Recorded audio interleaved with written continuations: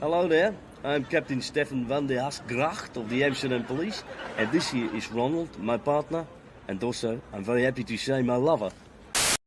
We're just normal men.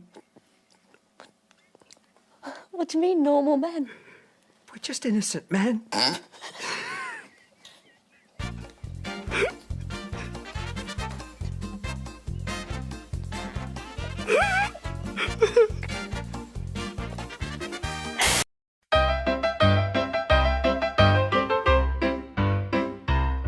Two men, Jack and Abe, their lives are shit, their minds are brave, their brains are dead, their thoughts are saved. It's Tuesday night, come watch them misbehave. Bollocks, it's all bollocks.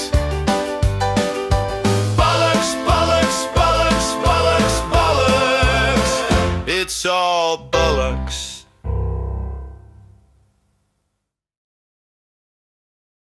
Hello, boys and girls. Welcome to the Jack and Abe Show. I am, of course, Jack Tarlad, and here with me today is me faithful colleague. It's Abe. How you doing, Abe? Hello.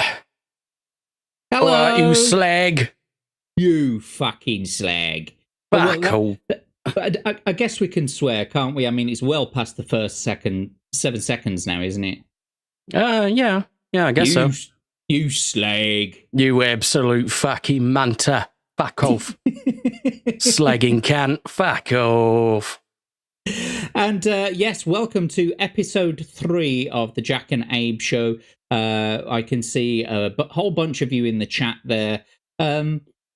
We haven't really got a plan for today, but we have got some things to talk about, I guess, haven't we? All right. But we tend not to, plan anything until like half an hour before the show. We have a tendency to talk a lot of bollocks. Yeah, it's all bollocks. Don't forget. Yeah. It's all bollocks. We need to get some emojis for the chat. That's what we need. Like a big swinging pear. Something like that. Yeah. People can rate the show on how many testes out of 2.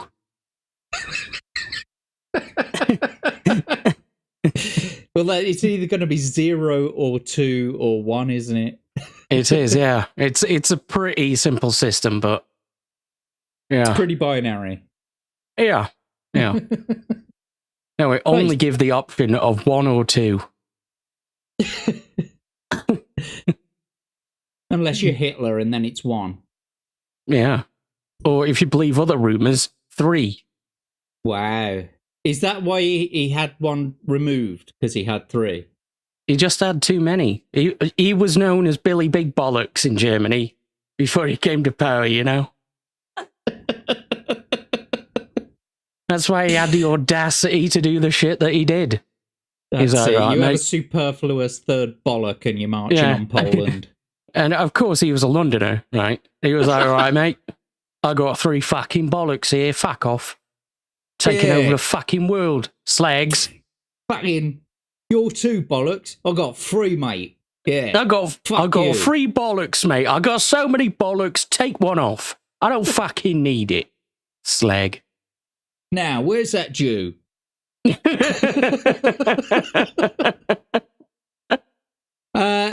Funnily enough, we are going to be touching on the subject of British accents today a little bit. A little bit later on, we'll be visiting the hole in the wall. What's behind the hole?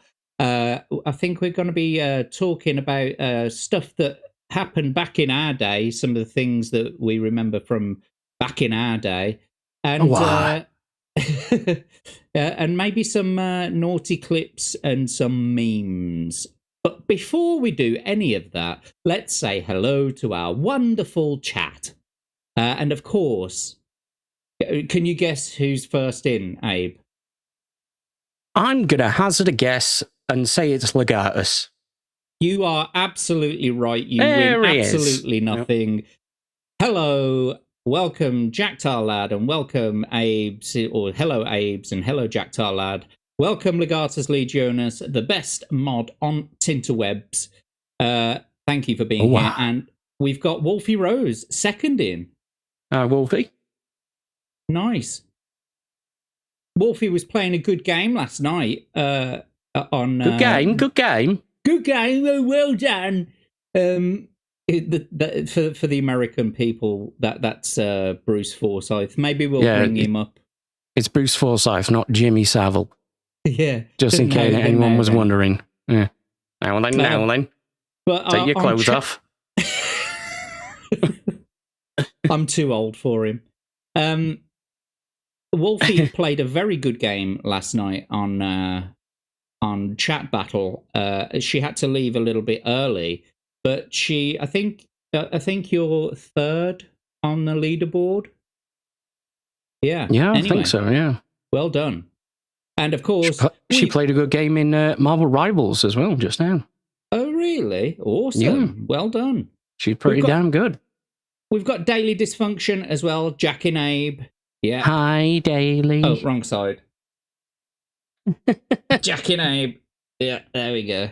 My dick isn't on my head most of the time. Jesus.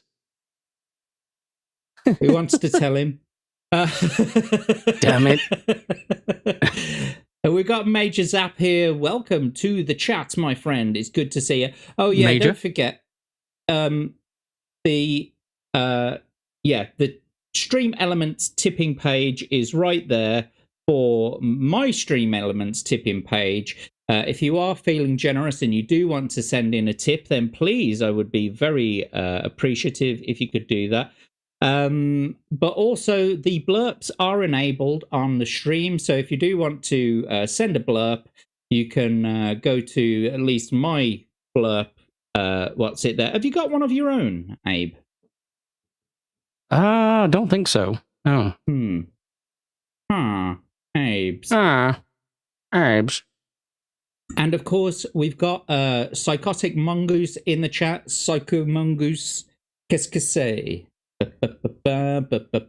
Psychotic Mongoose. Psycho Mong. That's what I like to call him. Yeah, that's a different thing. Legatus is saying we're having a Smoo raid as well. Thank you for joining us, Smoo. Thanks for raiding the channel. Aye. And we've got Just JK. Just joking. Or just kidding. That's what I like to call him. But apparently JK are his initials or her initials. I don't know. Still don't know if it's a boy or a girl. Who knows? And maybe they don't. It would be rude to presume in today's, in modern day, I guess. We've got a Davey Verse in the chat. Hello. Hello, you can. Any Walking Dead fans just learnt 26th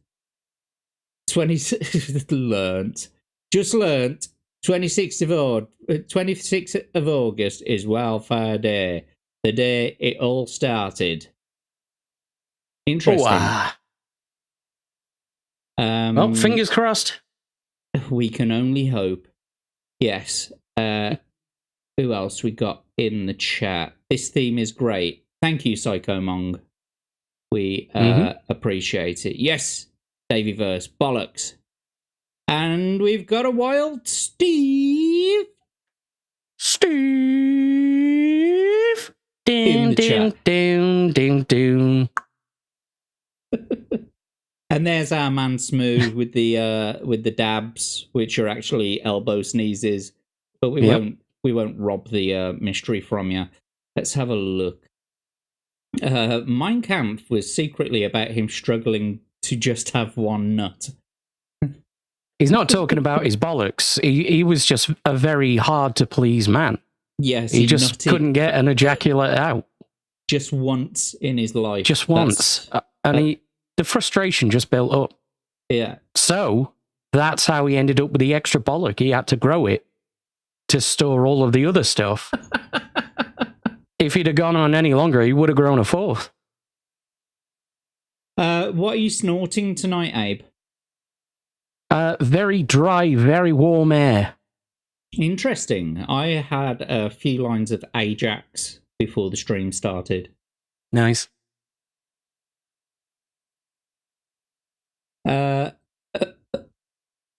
Geordie sexist accent, fight me. All right, the fight's on. You mean Geordie LaForge? I mean, if that's the case, I agree. Yeah. Why is Geordie a sexist accent? I don't understand. Geordie isn't anywhere near the sexiest accent. That's ridiculous. Oh, sexiest. I thought I read it wrong. I said sexist. Yeah, that could fly as well, yeah. Oh, aye, man. I'm going to beat her to death. With me Geordie jeans, elasticated waist. With me Nuki Brown.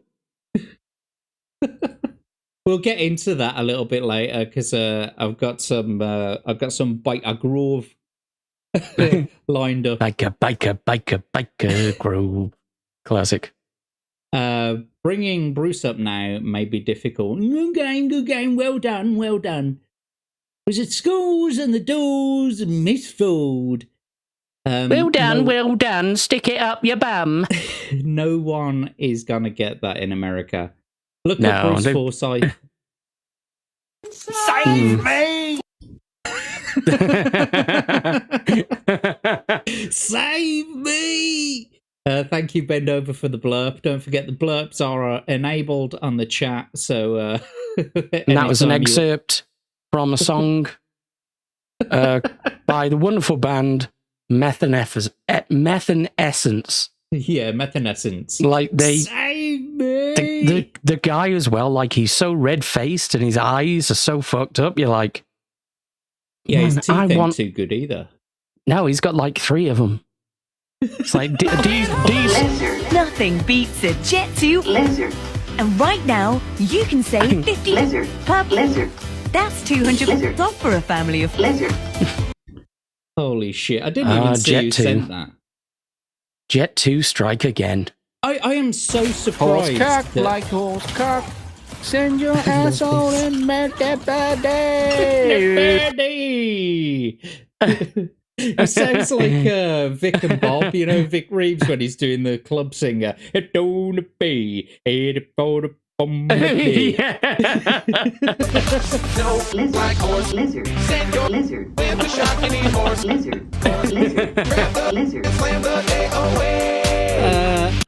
I'm gonna just load up the blurb page because I'm missing a load of these. I think that one was Psychotic Mongoose. Thank you giant horse cock weighs over 11 pounds. Hell yeah.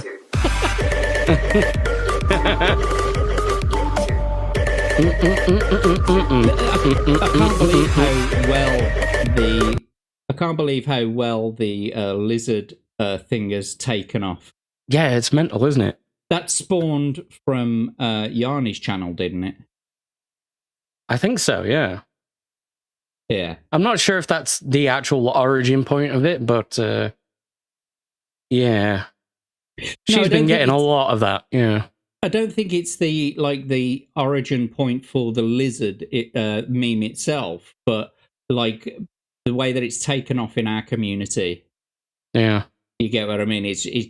That's where it's come from, basically, because she absolutely loves that lizard. I think Daly does as well, doesn't she? Yeah, she does. Yeah. So let us get the activity log up. Yeah. So Major Zap, Bend Over, Psychotic Mongoose, Davy Verse. Thank you all for the blurps. Really appreciate it. Lizard. Yes. Lizard. Lizard. Lizard. Lizard, lizard, lizard, lizard, lizard, lizard, lizard, lizard, lizard, lizard, lizard. It's like an autistic kid with a fucking bus bell. That's going to be the whole show, you know. People just going to be blurping the shit out of us. That's okay. I don't mind. It's fine. What was I saying? Yeah, I'm so surprised about how the Jet 2 holidays thing has taken off. Oh, shit. Major Zap, thank you for the blur.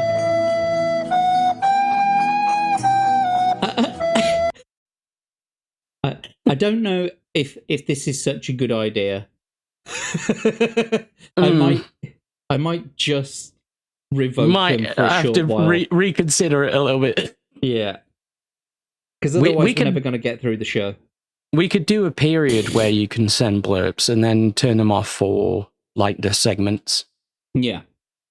But for now, keep it coming. Yep. We'll see if we can get through the chat.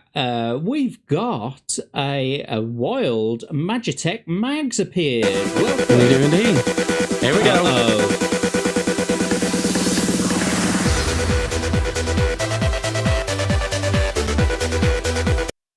That song used to be my jam when I was a teenager. Jesus Christ, peeled off my head in the club. Do you know what I mean? Just hell yeah. gurning my face off. Yeah, rubbing speed into your gums and just chucking fluorescent things around. Yeah. I mean, you know those the fluorescent bands that you can get, the glow sticks, that sort of thing. Yeah. Well, you know what it's like when you've had some, fet or ecstasy or whatever. You start gurning good and proper, don't you? You have to chew on some gum or whatever. The amount I was going to say, you always need gum, otherwise you're going to wear your fucking teeth out. Yeah. And I remember there's a couple of times when I've had one of these glow sticks and I've just been standing there chewing them, and then all of a sudden you taste it, that bleachy fucking taste in your mouth, and your whole mouth is glowing. Fuck it up. Don't give a shit anymore. Fuck it up. Fuck it up. Fuck it up. Nice fever, nice fever. We know how to do it. Oh, yeah. Davyverse, thank you so much for the blurbs. Keep them coming. Don't forget, boys and girls. The link is there in the chat. And if Abe's got one, I'll happily post that in the chat as well. Or you can post it in yours. That way I'm not taking up all of the blurb money. You get it? No, it's fine. Blurb money. Anyway, we've also got a wild bend over in the chat. You see, your theme in here is the theme of shite. Welcome to the Klansman. Enjoy the shite atmosphere, the shite patter, the shite pint. If you're needing to use my facilities, duke through there and have a shite piss. I mean, have you ever seen Eva Braun says Smooth the DJ? Do you mean in the sense of why you found it very difficult to climax? Is that what you're talking about? Yeah, and I'd have shot my fucking self as well. Say his name and he appears. I believe in Joe Hendry. I believe in Joe Hendry. Thank you so much for the blurbs. Who was that? That was Davyverse. Yes, the theme of shite, nice beaver, and I believe in Joe Hendry. Thank you so much for the blurbs. And we've got Animation Overload in the chat as well. Welcome to the chat. Welcome to the show. It's good to see you here. Did Jack have a boomer moment reading that? I'm constantly having boomer moments. My entire life is a fucking boomer moment. What's that you say, Sonny? Stay off my lawn. Anyway. Trying to get through some of these. Methanescence puts the whole new meaning... That puts a whole new meaning to My Immortal. Yes. Methanescence. Yeah. Save me! Save me! I love that someone's made a blurb. He prefers the company of men. Who doesn't? Homer.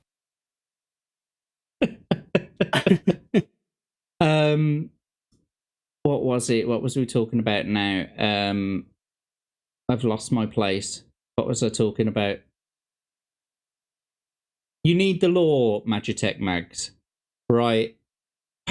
Have you got the link to that at all? Dear. Abe? There's no Long John Silver. that? If I was Long John Silver, You know, you'd be save first to me. walk the plank, you wank. I don't think I've got it at the moment, but give me a second. Because I couldn't find it anywhere, and they're obviously not listed as methanescent. Yes, there are so many lizard blurps. Yeah, There we go. It's there in the private chat in the group one. Thank you very much. Someone redid the opening song to Smallville with that "Save Me" as a blurb.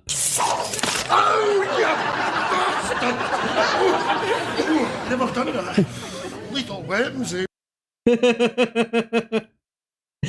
Davey Verse, bend over. Thank you so much for the blurps. Keep them coming. Don't forget, it's there. Pin comment in the chat. Right, let's share this shit. So here we go then. For those of you who are not in the know, it's Methanescence doing their rendition of Bring Me to Life. So here it is. I'll full screen it. Let's do that shit. Can you see into my eyes? My eyes. Leading you down into my core, where I've become so numb, without a soul. My spirit sleeping somewhere cold, until you find it there and lead it back home. Wake me up! Wake me up inside. I can't wake up! Wake me up inside. Save me! Call my name and save me from the dark. Wake me up! Lead my blood to I rise can't wake up! before I've come undone. Save me! Save me from the nothing I've become. Save me! Yeah. God damn. So there you go, Max. Lizard, lizard, lizard, lizard, lizard, lizard, lizard, lizard, lizard, lizard, lizard, lizard, lizard, lizard, lizard, lizard, Yo, lizard. that's too many fucking lizards. Glow sticks out. Yes. This has gotten off the rails. You're damn right. That's what we're trying to do. We're not really on rails anyway. We sort of like, that we're on one of those Wake me up inside! Wake me up inside! Save Call me! my name and save me Oh, from Jesus. anger. Save me! I think I prefer the Methanescence version. Fucking hell. And we've got a wild Tomby in the chat. Hello, Tomby. It's a pleasure to see you, my very good friend. Hello. What's all this then? Who doesn't love a little erratic lizard fiction? Ooh, come on, baby. Major Zap, thank you for the blurb there. Did your Tungu glow well? Yes, Tungu. A Tungu. Yes, I had a glowing Tungu. What else we got? Who else we got Nice. in here? A Tungu. No more for the lizard blurb. Oh, law. Oh, more for the lizard law. Okay. I wonder. Let's see. Am I able to play them myself on my own stream? You should be able to. Was it like a technical issue or just like a proprietary issue? Both, I reckon. Yeah. It might be an issue for YouTube, but not for the green app. Lizard. I wonder, I'm trying to see if I can find the video to actually put it up on the screen so that you can see the lizard thing. Has anyone got a link to like the video or anything like that? If you've got, or if you want to add it to the blur thingy, you know, if you actually want to play it.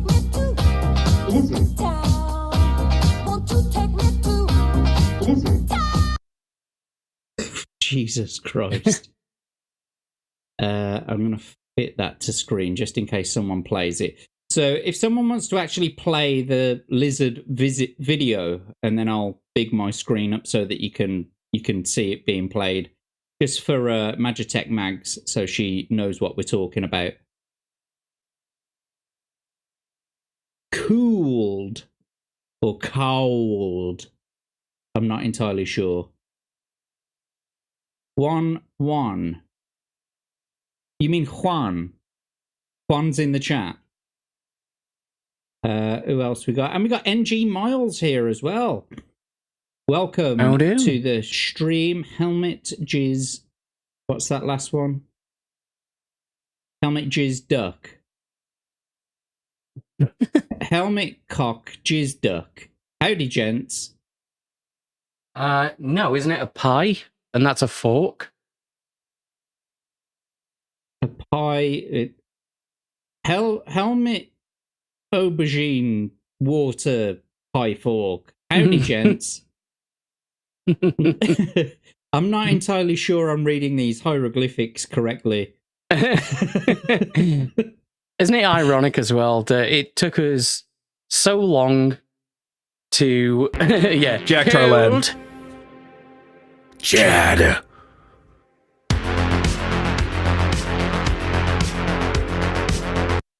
How did you find that one? How did you find that? Because I didn't think I'd released that one yet. But that's Quarter Black Garrett, that is. He called me out on stream. Let's begin. Oh, was Gucci my lizard? Was Louis my lizard? Was drugs my lizard? What's that jacket my lizard? Doctors say I'm the illest, cause I'm suffering from lizard. Yeah, this is it again. Jack Tarlad. Chad.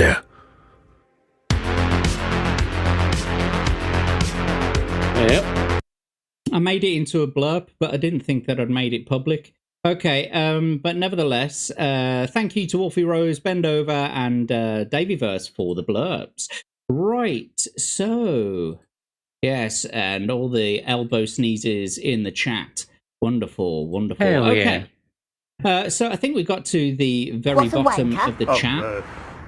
Well, it's not a very nice word. Yeah, but what is it? It means... The boys at school, like, they said it was someone what does wanking.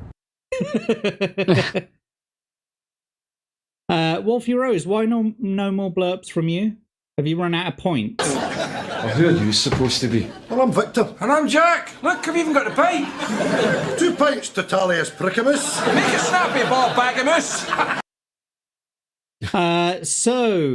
Thank you for the blurbs. We're going to go into the first section, I think. And so for now, I'm going to disable the blurbs. Don't enter any more blurbs until we say so next, because we want to be able to get through this next section without being harassed and etc., etc., etc.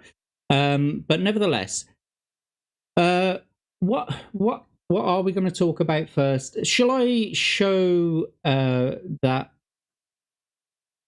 Oh, he's Davyverse played one right at the end there. can see it in the chat. Give us a second. I'm going to play it again for Hey, you. you're a racist now, father. What? Always was. How did you get interested in that type of thing? Who said I'm a racist? Everyone's saying it, father. Classic. Love Father Ted. That was one of the best episodes as well. It was, yeah, absolutely.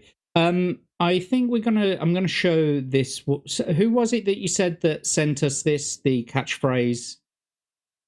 I think it may have been Andy Matthews, but they suggested it last week. Yeah, I think more than one person might have suggested it as well. Okie dokie. Well, here we go. So we've got a nice little clip from a show called Catchphrase. Now, Catchphrase is an old game show. It's been renewed. I think it stopped for a short while, didn't it? And now it's back with what's his name? That fucking young magician. I think it was Stephen Mulhern took over for a while. That's him, Stephen Mulhern. I think he's still doing it. I don't know. Yeah, I think he is. It's been that long since I've watched television. I've got no idea. But it was Roy Walker, wasn't it, who did the original one from the 80s and 90s? Yeah. And let's see if we can give you a little bit of background on it. So, well, you'll get to see through this clip, actually. So let's share this screen.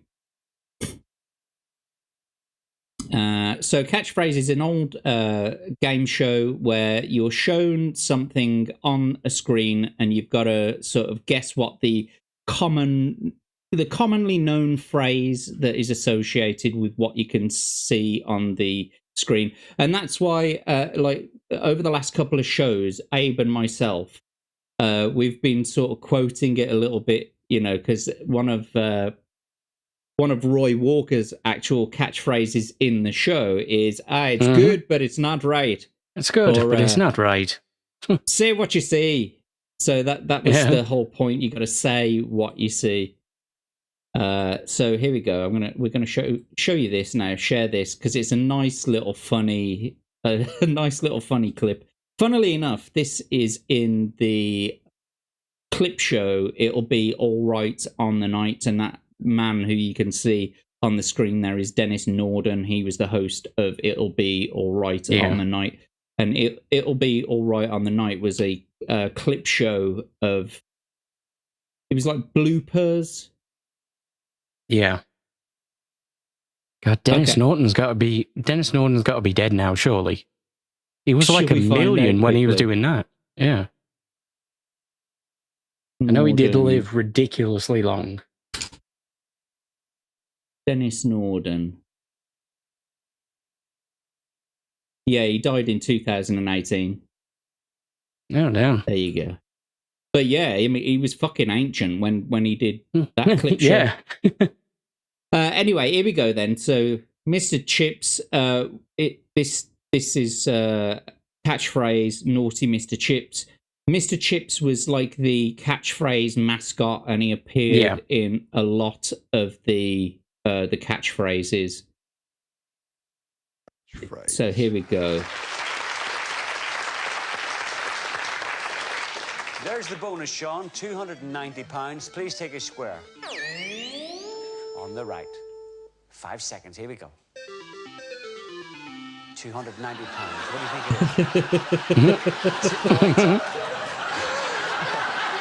it is? You're not right. Marita's back in play. Here's a catchphrase.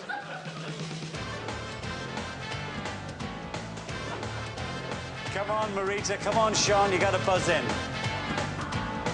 There it comes. Marita. Keen as mustard. You're right.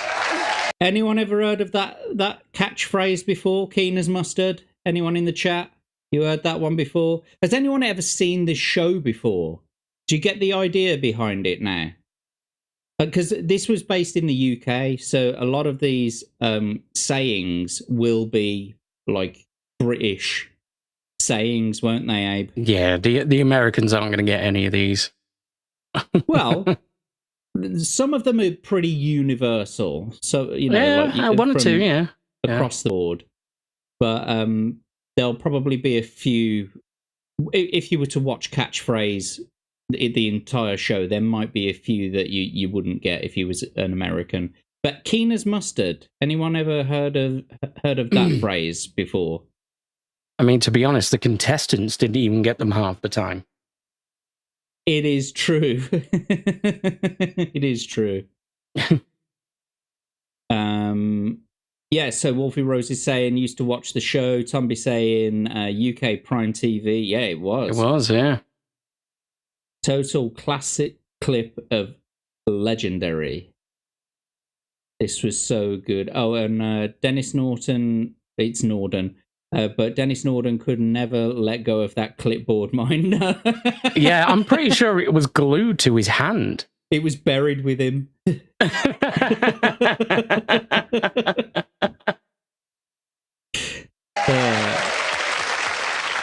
280 pounds in the bonus, Marita. Can you solve So that? Mr. Chips is the dude in yellow behind the panels. Marita. Oh, yeah. Dance man. Song and Dance Man's good. It's not the one. Sean. It's another one.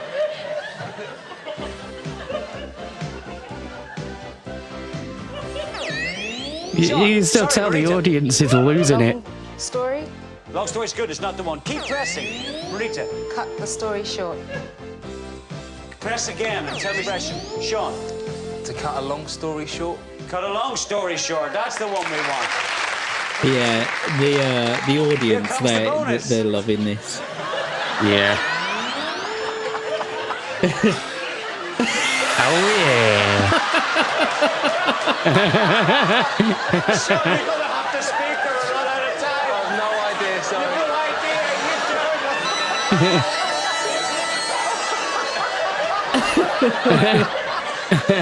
Well, signal means we've run out of time. Take a look at the score. Marita's got £235. Sean's got £1,295. All that white privilege. That was a trouncing. I have £260 in the bonus bank. Has got to be one. I'm going to wipe the board. The first person with the right answer wins £260. Watch your screens. Concentrate. Here we go.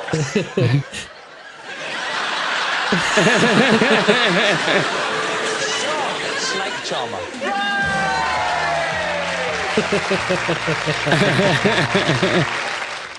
Bet Roy Walker's really Pissed off. Yeah. There you go. Walker's really Oh, Classic. Christ almighty. Just phrase. there he is. Dennis Norden as well. That fucking clipboard. Yeah. God bless him. God rest his soul. Hey. Oh, why? But yeah, someone suggested that to us last week. I can't remember personally who it was, but I'm glad we went through that because that had me pissing myself. I don't actually remember that clip, and I'm glad it was sent because that had me pissing my pants. I think I may have watched that one live, actually. Really? Because, we used to watch it religiously. Yeah. You used to have a shrine to Roy Walker. Pretty much, yeah.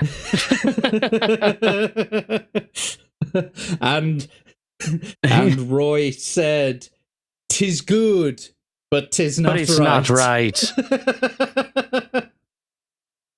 I was once a blind man, and I was told, "Say what you see."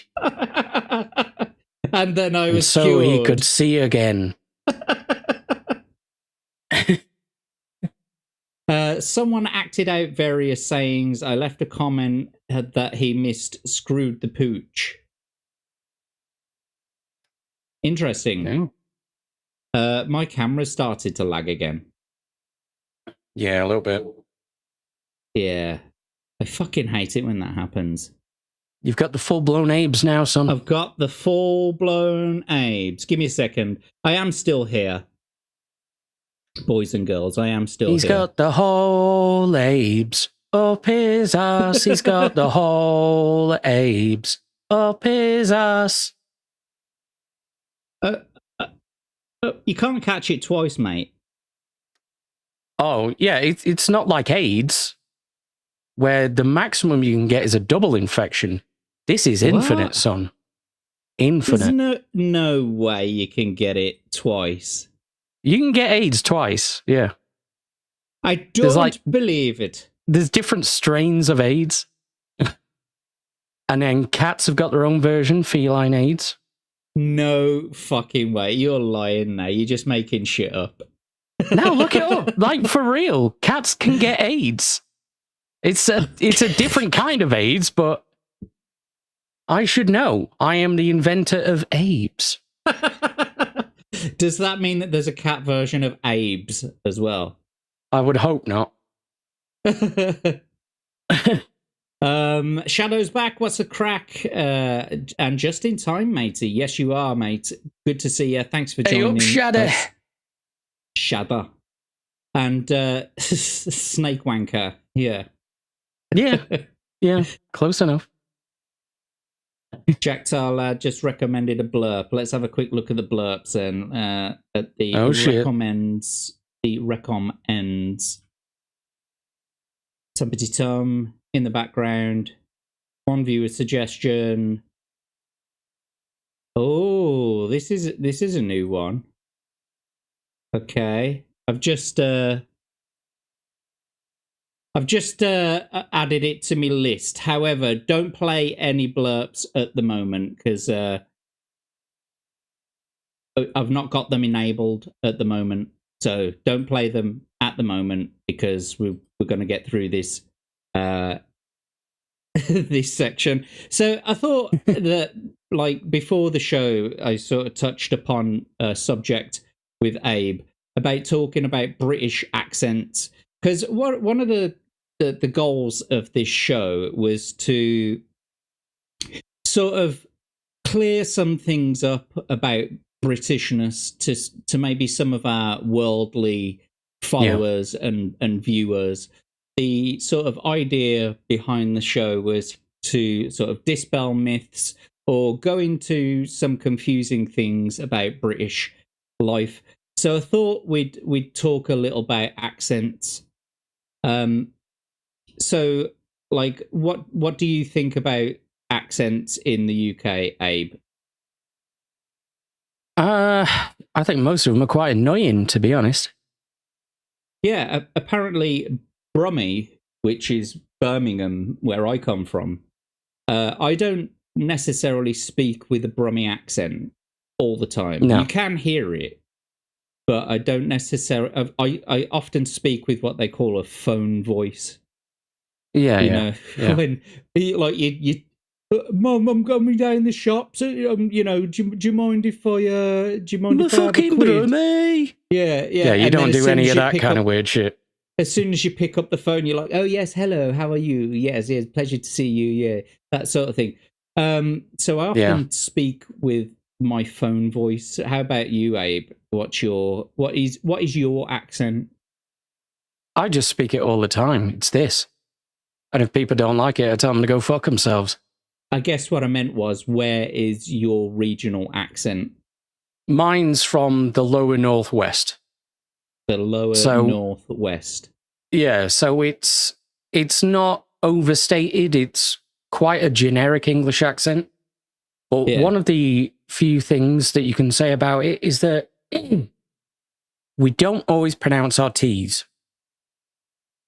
So I'll say accent instead of accent. So all of those American memes about wanting a bottle of water, I mean, that's the extreme end. That's more of a southern thing. But I would say bottle of water, which you might not think is radically different, but to the British ear it is. Yeah. It's very different.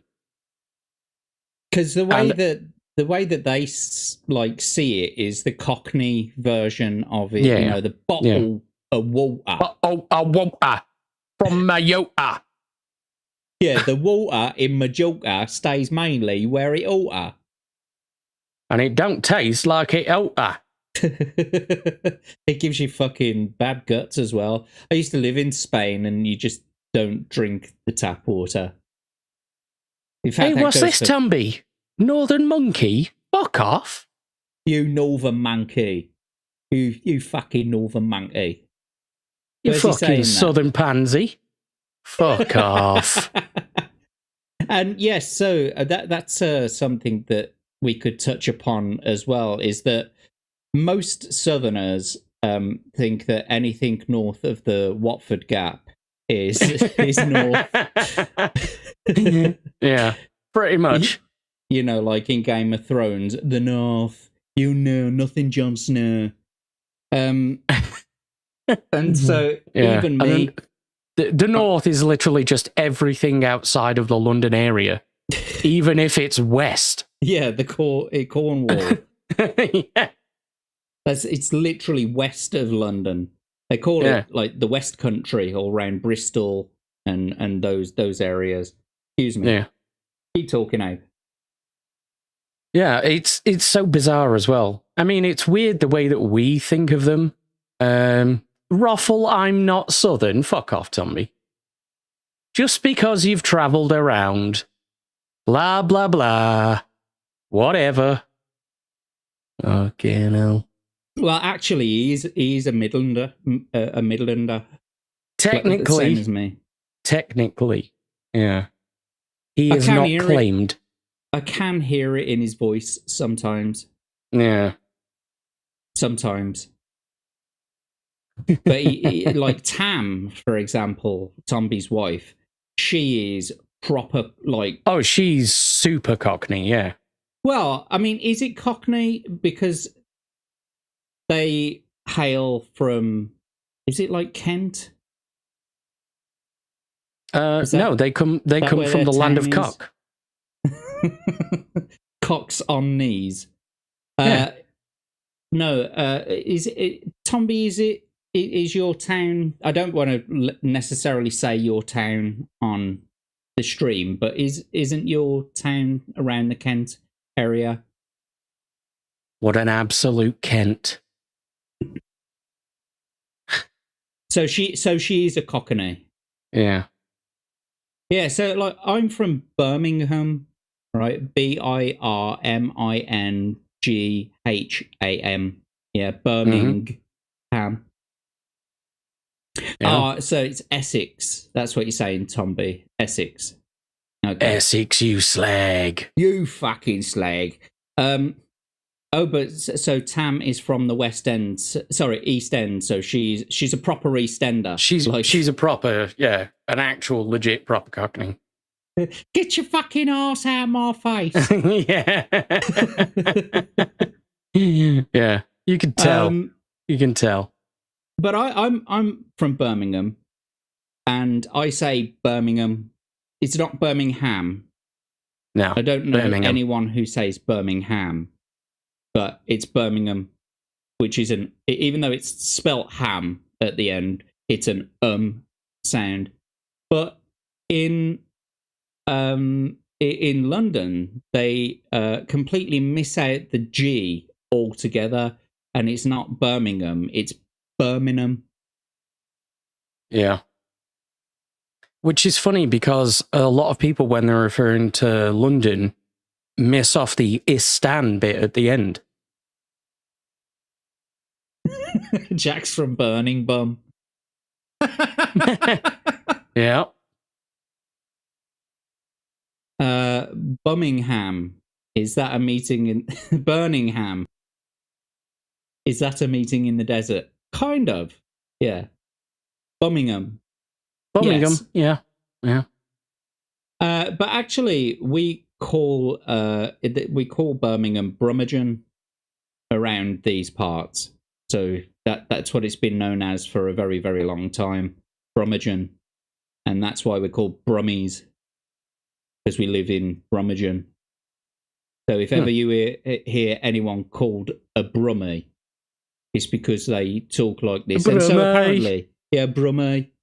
And it's not to be confused with the Black Country either, because they are two completely different accents. And both people from the Black Country and Birmingham, or Brummies, they often get annoyed that people outside of the West Midlands get the two confused, because people are like people from the Black Country.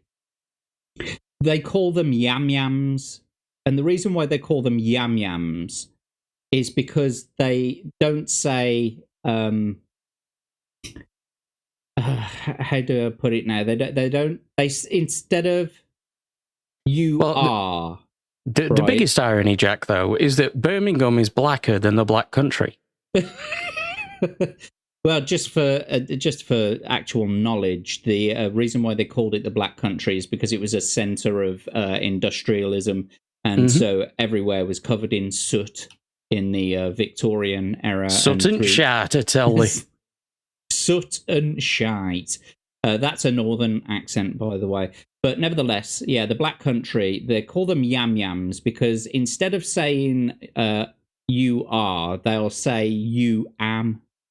Right? So they'll, like, instead of saying, are you going down the shops? No, I can't today.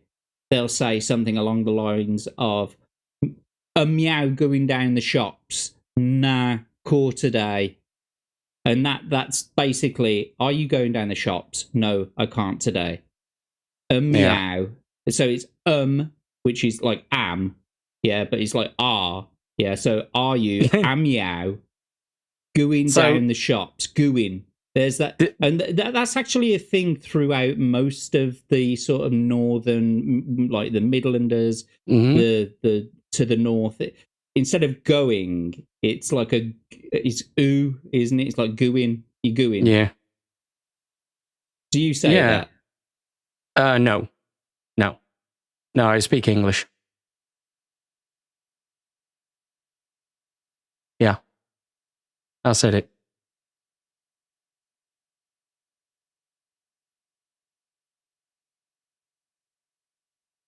Jack, are you there?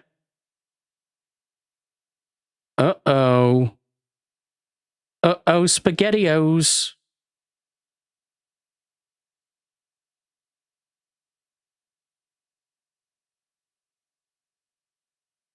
Oh, God damn it. He's gone offline.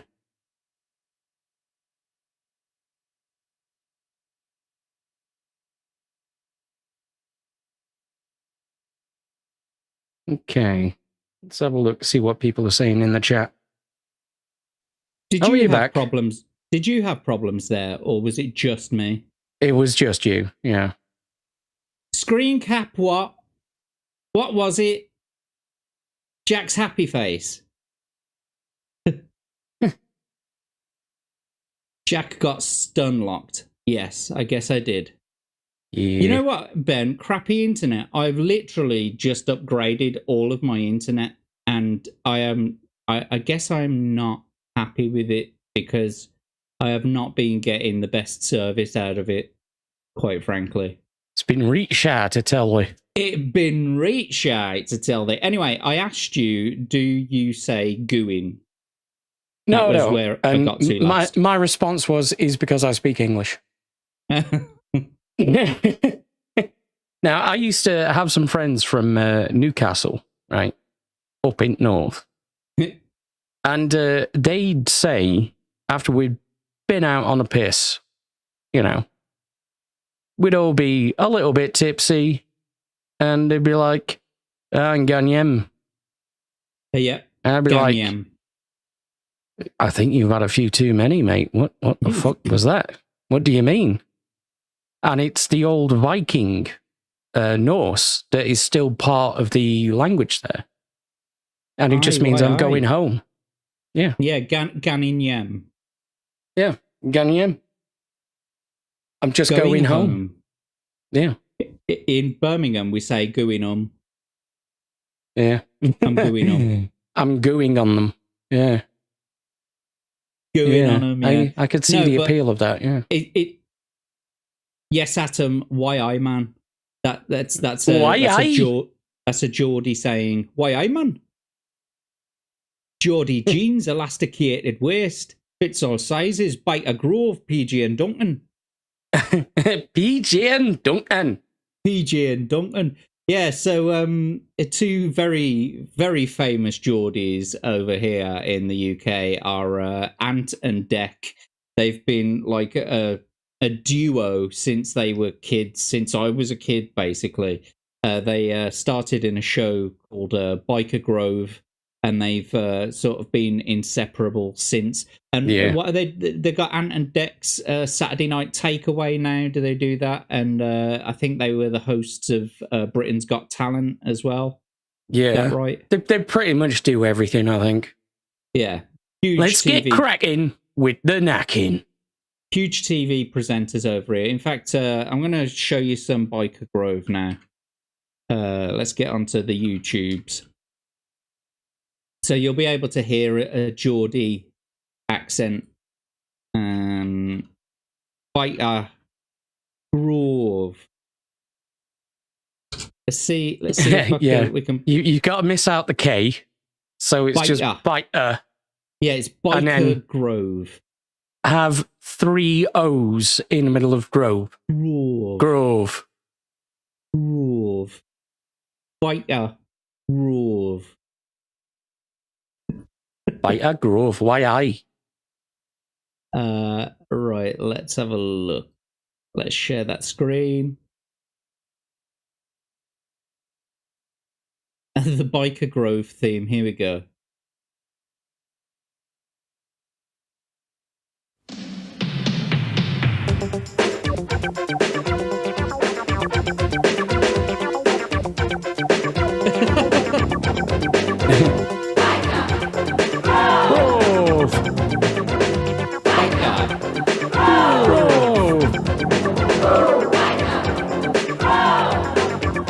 God damn.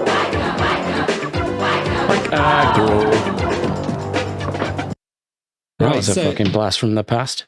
That was a blast from the past. Let's just see if we can actually get some of the what's it.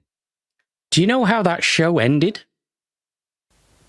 Was it all a dream and they died? No, it was almost worse. They became aware of the fact that they were characters inside a show. And then there was this so weird... they metaed themselves. Yeah, totally. And so, because the show was cancelled, the world outside, you know, like the Langoliers, started to disappear. And then some of the characters would be stood in place because their lines hadn't been written yet. No, it's fucking surreal. Way. Yeah, that sounds a little fucking mad. And it was. Vera was filmed in Wallsend. I have no idea where Wallsend is. And what's Vera? It's the end of Walls. A show about kids being idiots before TikTok bred idiot kids in great amounts. Yes. Yeah, there you go. Tommy knows about it. Yeah, the characters became self-aware that they were in a television show about to be cancelled by unseen writers. Given a chance to write their own endings, the Grovers embark on a wild, imaginative journey with dinosaurs, zombies, and spaceships appearing as they attempt to save their world. It was totally surreal. It was, especially given the premise of the show. Yeah. It's mental. High concept stuff indeed, Atom Grey. And Magitech Mags is going to go and head out. But thank you for joining us. It's good to see you lurking. Yeah. Bye, Mags. Have a good night. Enjoy your sleep, Mags. See you later. I'll be in touch. Sound drug induced, yes. Just like Yeah. What you see? I can't load that up. Okay, let's have Can a you quick grab that and put it in the private chat for us? But until then, I'm just gonna show this. So They reckon it's the biggest shopping centre in Europe. Get some of the accent. Don't you think it's amazing, love? That's And they've got all not your a Geordie shops, accent. just like in London. Probably all gear out of the Ark. That's what we call a posh accent. What do you think of that jacket? It's okay. What do you think of that jacket? Yes, jolly good. That's how like the elites speak. Okay, so what Tomby's linked is actually the entire episode. The entire final episode, yeah.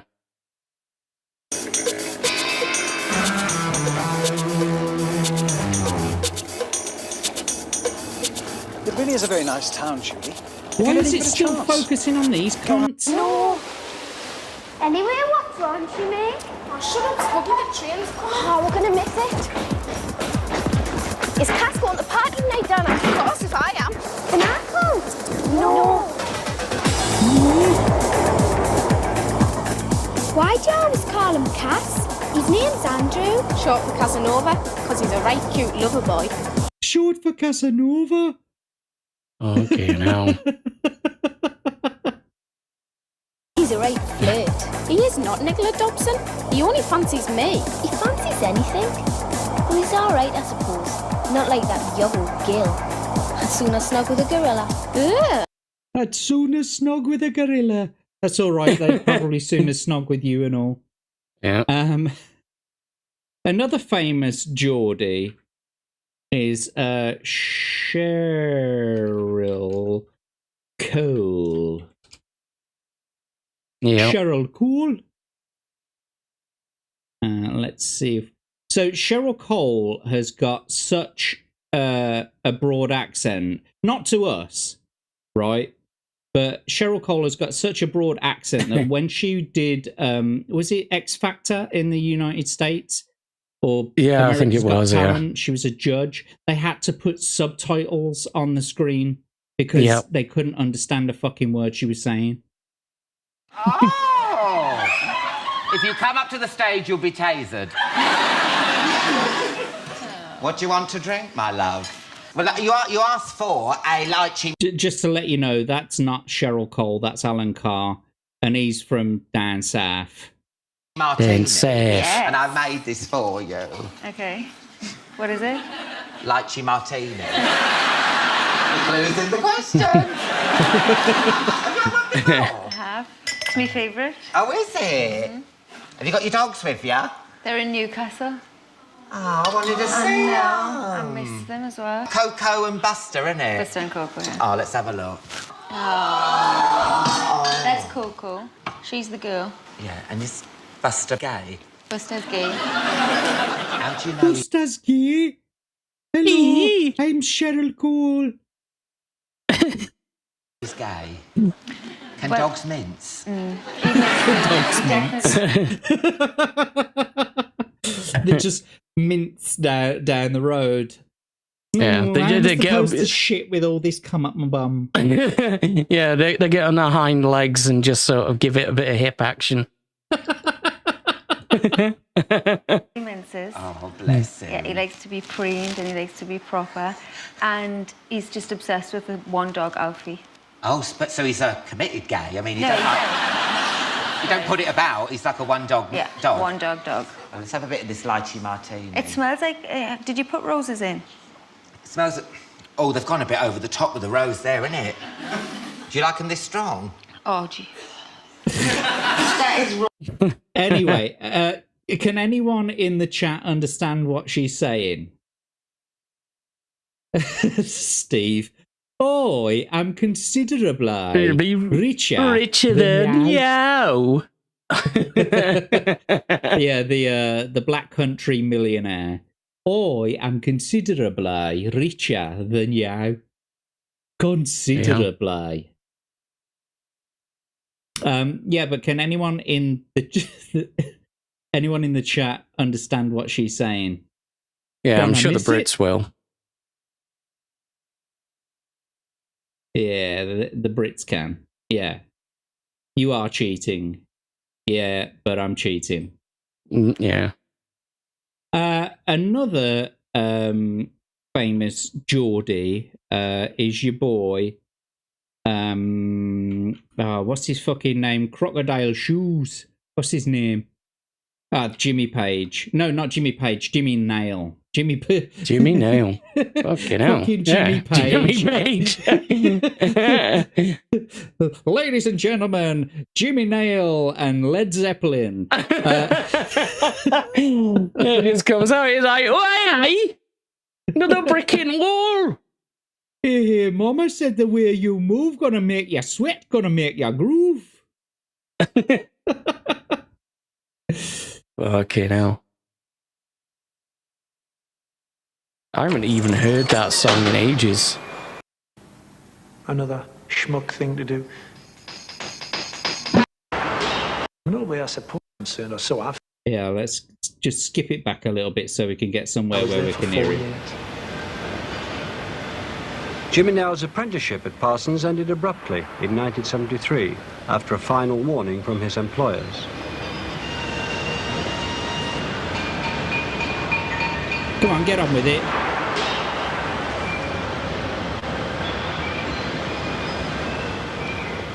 That was the end of my future, as far as the establishment was concerned, or so I felt. And I thought, well, at that point, I thought, well, if that's what they're offering me, fuck it, I want something else. I'm not really interested. If they are the options that are open to me through the legitimate channels, I'll go another way.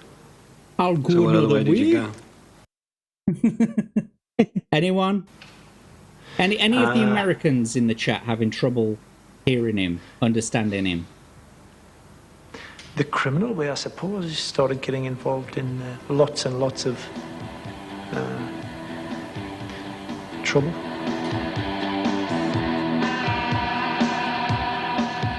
And we've got Mid-Iowa Gaming in the chat. Mid-Iowa Gamer, I should say. Pleasure to see you. Thank you for joining us. It's a pleasure to have you here. Can you understand him, Abe? Yeah. I don't think his accent's that pronounced there. No, I mean, like, if you, like, is it Tyneside? Yeah. That's a pretty strong accent, isn't it? Yeah, I would say so. Yeah. Right. Thanks for joining in the conversation, Abe. I was just looking at the chat there with David saying, for fuck's sake, use Sting. Even I find him hard to understand. Well, yeah, that's because in his songs he doesn't even use English. Rocks! He's like, he's doing like scat. Clear blue day. Like, what the fuck was the rest of the line? Let's have a listen then, because do you know what? I didn't think that Sting had such a bad accent. I think he's probably lost it over time. Yeah. Let's hear Sting's Geordie. Oh, hang on. This isn't. So. We're off to a good start. This is a clip from the Vic and Bob show, obviously, yeah. Vic Reeves and Bob Mortimer. And they are from Newcastle as well, aren't they? And so they're from up north, aye. They can do quite a decent Geordie accent. So here we go.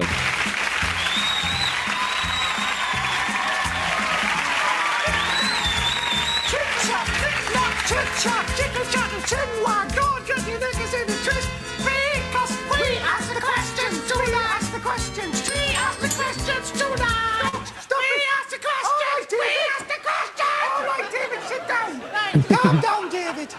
Right, ladies and gentlemen, welcome to Chitter Chat. David and Donald Stott. Now, tonight we are going to chat to our mystery guest. Right.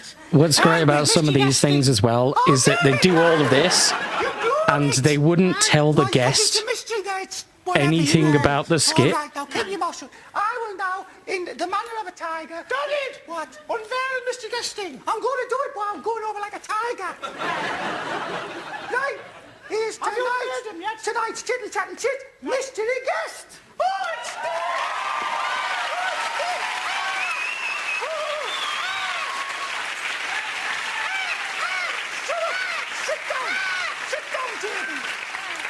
You know what? Whenever I do a Geordie accent, I think this is where I got it from, Vic and Bob. Because, like, genuinely, because any time I do a Geordie accent, I'm always like this. I do it like this, like it's always high pitched.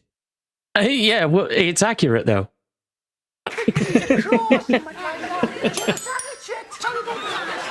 Oh, Sting, we've got fags and pies and ketchup and that. We got fags and pies and ketchup and that. In fact, it's just a pile of ketchup as well on the table. It's on a fucking newspaper. And fags, a pile of fags next to the pies. Yeah, I think the way that Americans think about British people might have been born from some of this. Yeah, maybe. And this is our culture right here. Put the tomato sauce on the fags. All right, sure. Sting, we would like you to answer our questions using your mind. Here's the first question. Right. Sting, are you blonde? Yes. Right. Sting, you sang about the message in the bottle. Now, what sort of a bottle was it? A ketchup bottle. Right. You see, you don't sound Geordie at all. He don't. I like. Is it like really early interviews or like really early on in his career when he talked as broadly as these pair? I think it must have been, yeah. Yeah. Sting, when you was it screw top or cork? Oh, David. It was a screw top oven. Right. Screw. Right. There you go. It came through a bit there. When you go back to your flat at night and get in a lift to go up to it, do you write on the lift wall Sting or Mr. Sting? I usually just write Sting. Right. Would it be all right to use a gin bottle? No. No. Will you stop going on about bottles? Honestly, David. Right. Now, Sting, if you got an itchy bottom at night, right, would you rub it on your wife's chin? Would you put your bottom out of the window to blow it off with the breeze? Or would you pick at it with your fingers?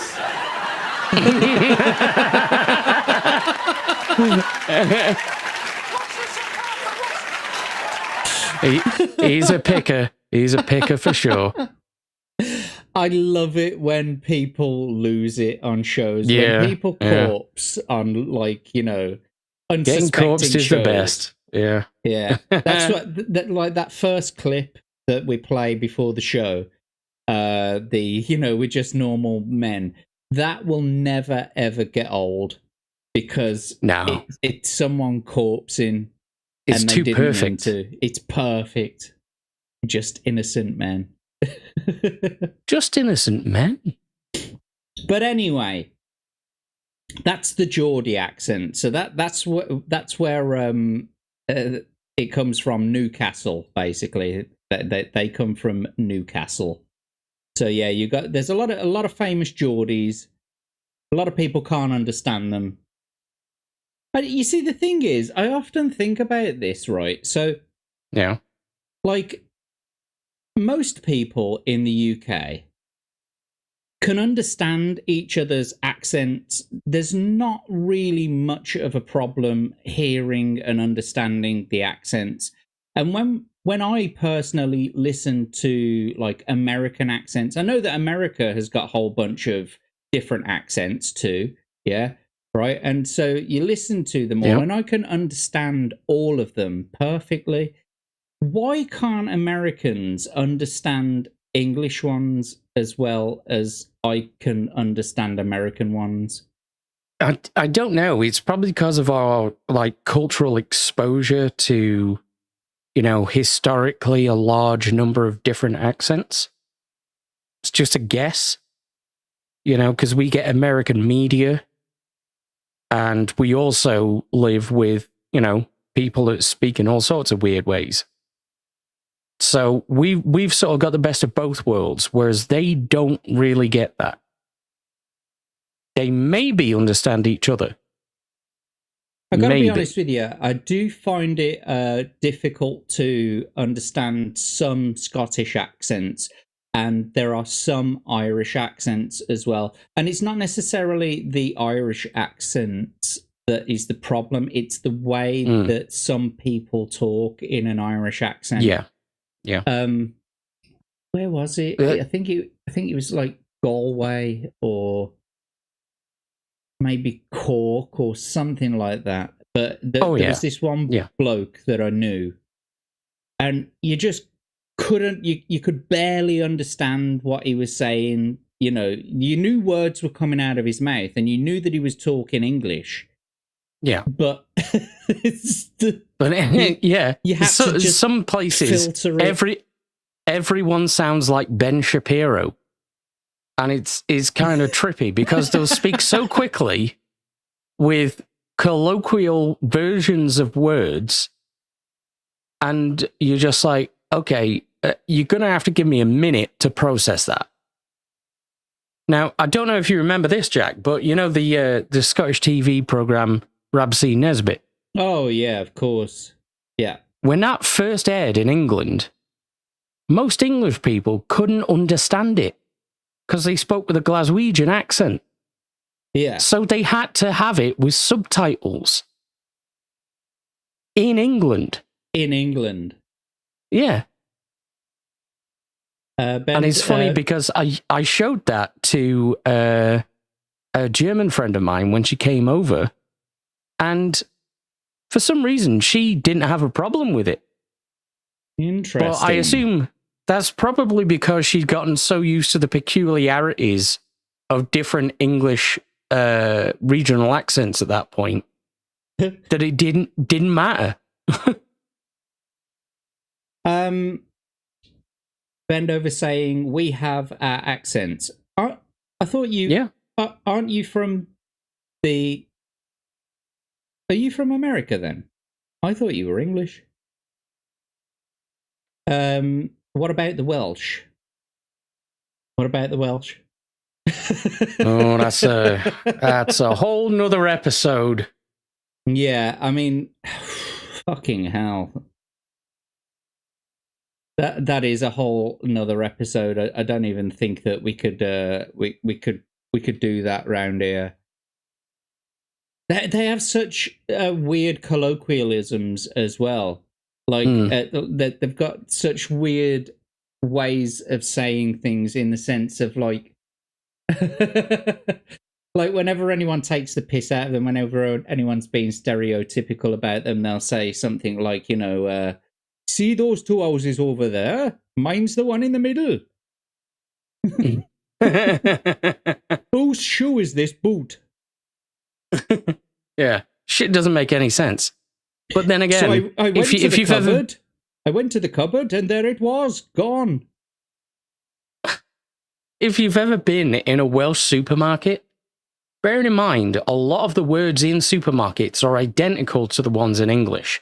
They're not different at all, but they'll print it twice just because, you know, one is the Welsh version and the other's the English version, even if they're the exact same word and are pronounced exactly the same. That's just a damn waste of ink. Welsh isn't a language, it's a plea for help, says Atom. Maybe. Hello, Charlene. Maybe. It's good to see ya. Sheepshaggers, she says. Yes. What do you call... what is it? What do you call a sheep tied to a lamppost in Wales? A brothel. What do you call two sheep tied to a lamppost in Wales? A fucking theme park. Pretty fucking much, yeah. They say they tenderize it for us to eat. Gross. Anyway, it's good to see you, Charlene. Thanks for joining us in the chat. Thanks for joining the show. And we've also got a prophetic apathetic in the chat as well. Good to see you. Thanks for joining us. And yes, the Welsh. We'll get onto that, I guess, at a different time. What shall we do next? Which accent shall we do next? We've done like Brummie, and we've done Newcastle. Scouse, of course. Hey, mate. Great. Right there, shag. What are you doing around here with that shirt on? Hey, capital of culture. Calm down, calm down. So for the Americans, if you've ever seen Red Dwarf, Lister, the man who's played by Craig Charles, Charles has a Scouse accent. Scouse is the Liverpudlian accent. And so, yeah, it's basically what we've just been doing there. You know, hey, mate, what are you doing around here? It's an accent that is a combination of perpetual surprise and Klingon. Yeah, because right there, fucker. Hey, kid. Hey, why don't you fuck off? Like, holy Jesus. There's a place... And I probably just said a whole sentence in Scouse. It's funny that you say that, though, because I was once told by a Welshman that Brummies sound like pigeons. Yes, correct.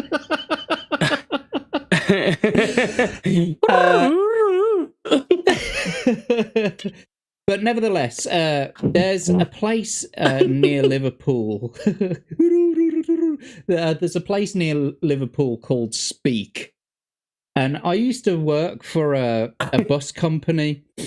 And there was this Scouser who worked there. And he always used to tell this joke. Because there was a service that went to Speak Town.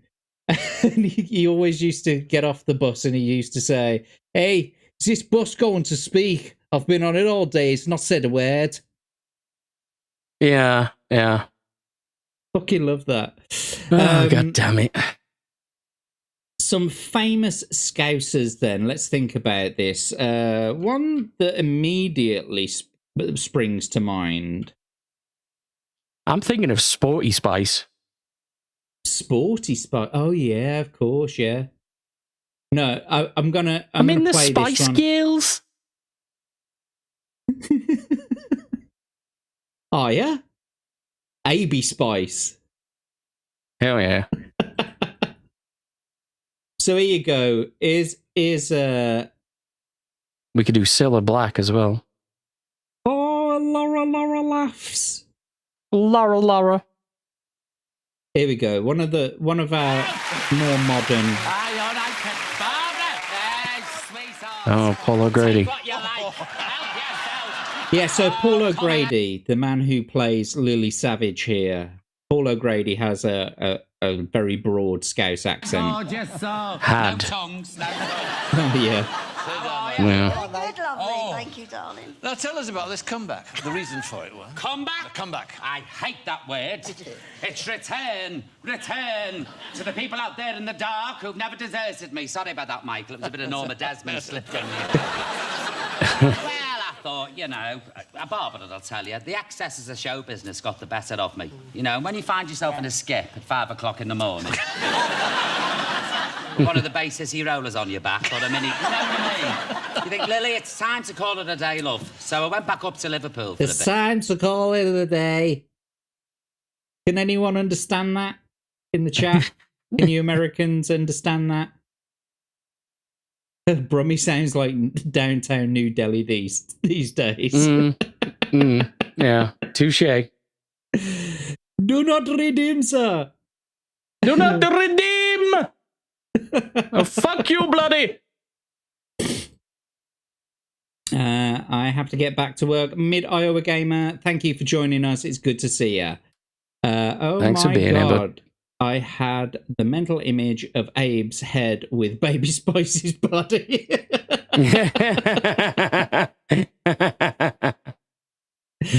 Atom can understand plenty of these. But JB, it is a dude. Paul O'Grady. That's That's not a lady. That's a drag queen. Spoiler alert. Who was the other one? Sporty Spice. It's Mel C, isn't it? Mel C, Melanie Chisholm. Yeah. Chisholm with the jism. Mel Chisholm. Yeah. Spelt Chisholm. Yeah. Holm. Oh, there's another fucking Geordie. This is gonna be a fucking interview for you. So we've got Sarah Millican, who's a Geordie, interviewing Mel C. Have they got their own translators? I enjoy judging people, you horrible top.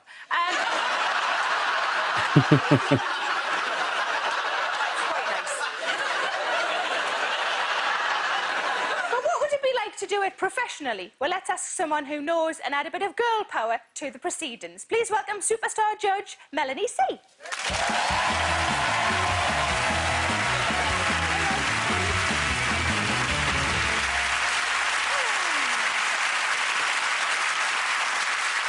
Thank you very much for coming on the show. Oh, it's a pleasure. I'm so excited to have an actual Spice Girl in the room. I'm a massive fan. Real life one. And the best one. Get on with it. Right. The only one that could sing. Now I've got a really important question that I've been dying to ask you. What is it like when Victoria smiles?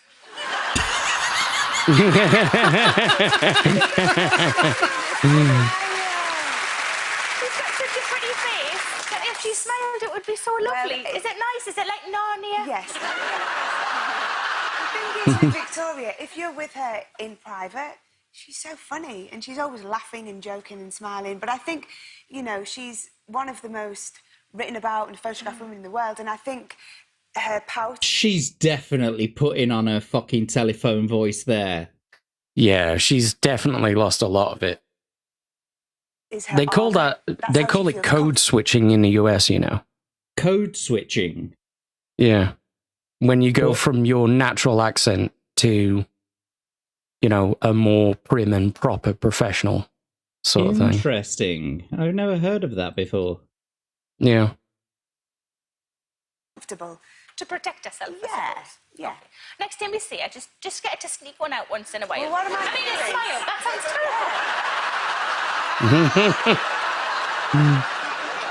What was the audition for the Spice Girls like? It was weird. The first thing was on how you looked and how you moved. And they were just like, yeah, no, yeah, like that. That's harsh. And then you came back to sing, yeah. So for those of you who don't know as well, I think Victoria Beckham has got a bit of a complex about her smile because she hasn't got a very good teeth to gum ratio, has she? Have you ever seen like some of the earlier smiles of Victoria Beckham? Yes. Yeah. Yeah, let's see if I can get like this fucking Gollum. Gollum. Yeah, she's had her teeth fixed now, but she didn't have a very good teeth to gum ratio. I'm just trying to see if I can find an early one. She's probably had them all erased from the internet. Maybe.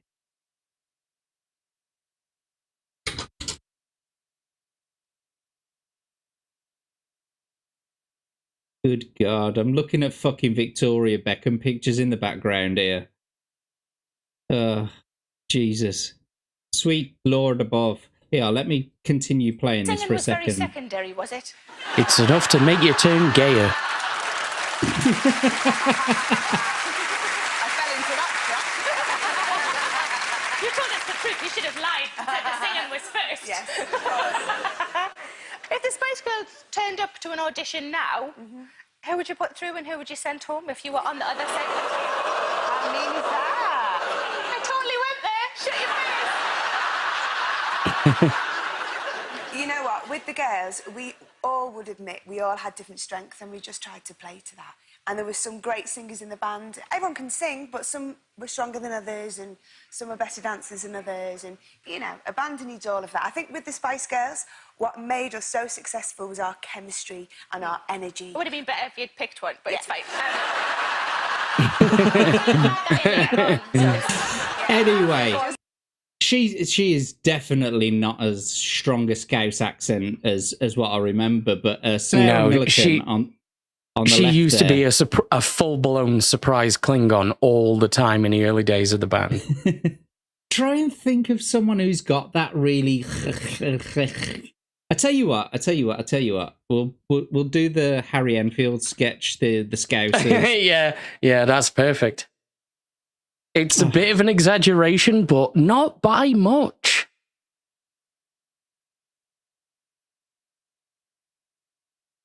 Here we go.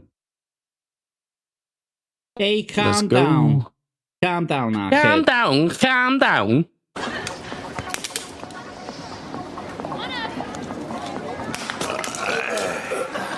Yes, this is the life, eh?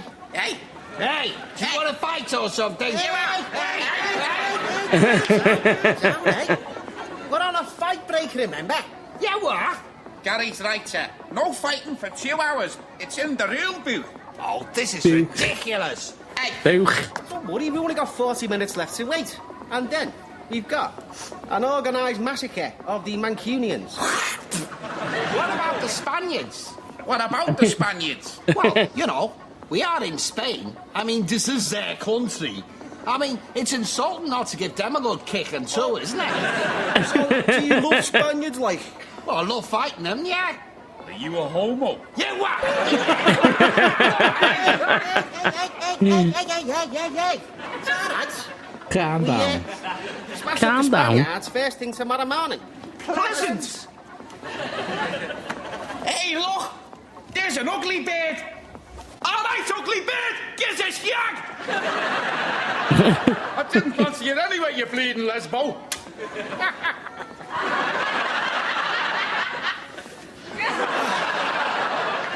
Oh, I love Spain, mate. It's great, isn't it? Spain's great, isn't it? Spain, I love Spain, mate. It's great. I love Spain. Hey, you know you don't have to go to Spain, though. Nowadays, we're allowed to France as well. There's this town, and it sounds just our sort of place. Oh, yeah? And what's it called, like? Cannes. Cannes. Do you know, there's a place near Cannes that sounds nice. And what's that, then? Nice. Nice. Nice. Hey, how many berries have we had so far today? 15. Right, that's enough for now. I'm going to pace myself. Let's go and get some brekkie. Some brekkie. Are you following me? And what if I am? Hey, I'm following him. Nobody follows me. Oh, yeah. Yeah. So anyway, there you go. That's the Scouse accent. Hey, calm down, Arcade.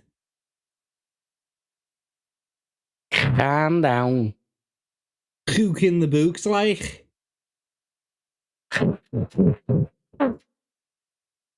What the fuck was There you that go. noise? That was a full sentence in Scouse.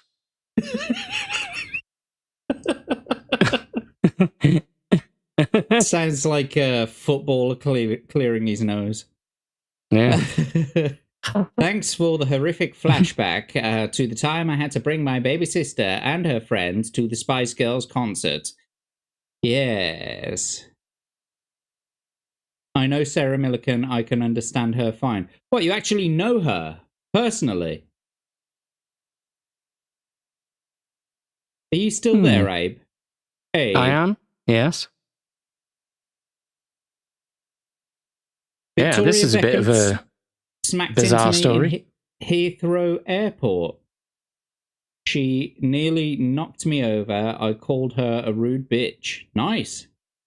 Sweet. My friend said, Jesus, that's Victoria Beckham. Be quiet. I said manners cost nothing, and she didn't apologize. That's why I called her a rude bitch. Fair play. Calm Sweet. down. Calm down. Calm down. So it did sound like a dusty fart, didn't it, Charlene, from our end? Do you know how your name would be pronounced in Liverpool, Jack?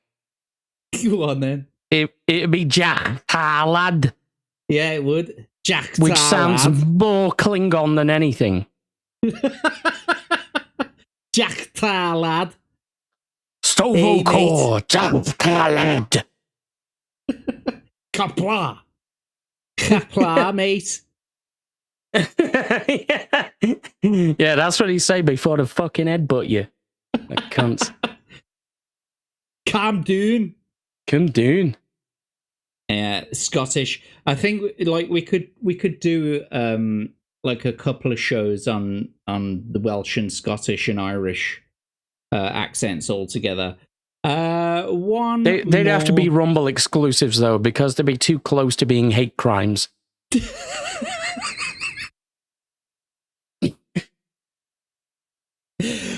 Maybe. What is the like a last accent that we can exhibit here? Well, we could do Yorkshire, Cornish. Oh, that's one. Who's got a? Oh yeah, of course. Okay, so was Fred Dibner a Yorkshireman? I think he were, yeah. Oh, we were. Oh, aye. Aye. Oh, aye. So here we go. I've got a clip here of a man named Phil Harding. Phil Harding is a archaeologist, and he's best known for the TV show Time Team, which was on Channel 4. But he's got a big old West Country accent. Sounds like a farmer. I have very, very fond personal memories of Southwold, and it's not just the drinking. I used to come here with some good friends of mine who used to be in a blues band. We had some You need to hold that mic a bit fucking closer to his mouth. So I have very fond memories of Southwold, not just because of their beer, but personal.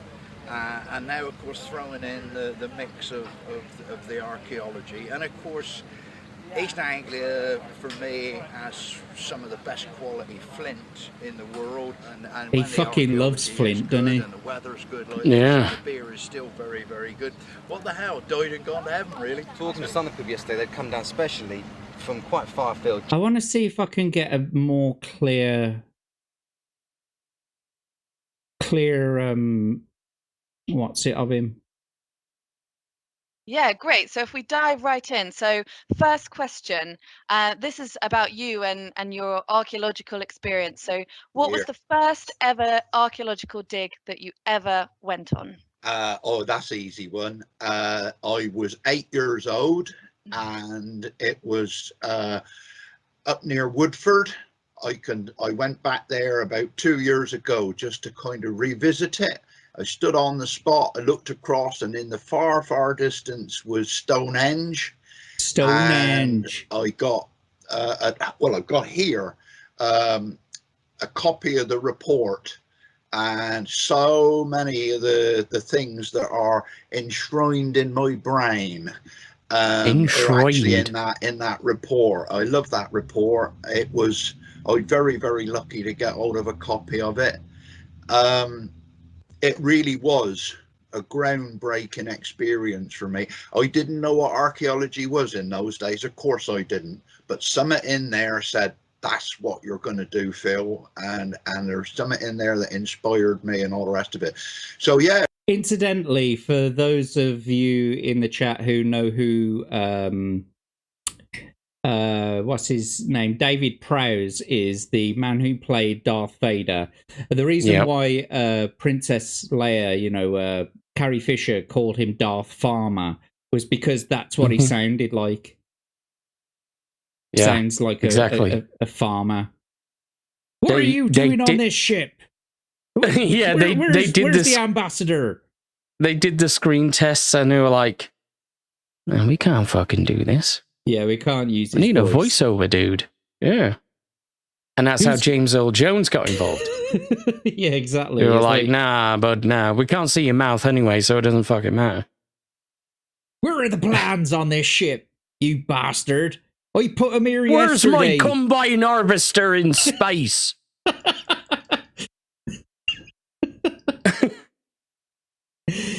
Anyway, you got crops to attend to. There's a very specific dialect of sort of...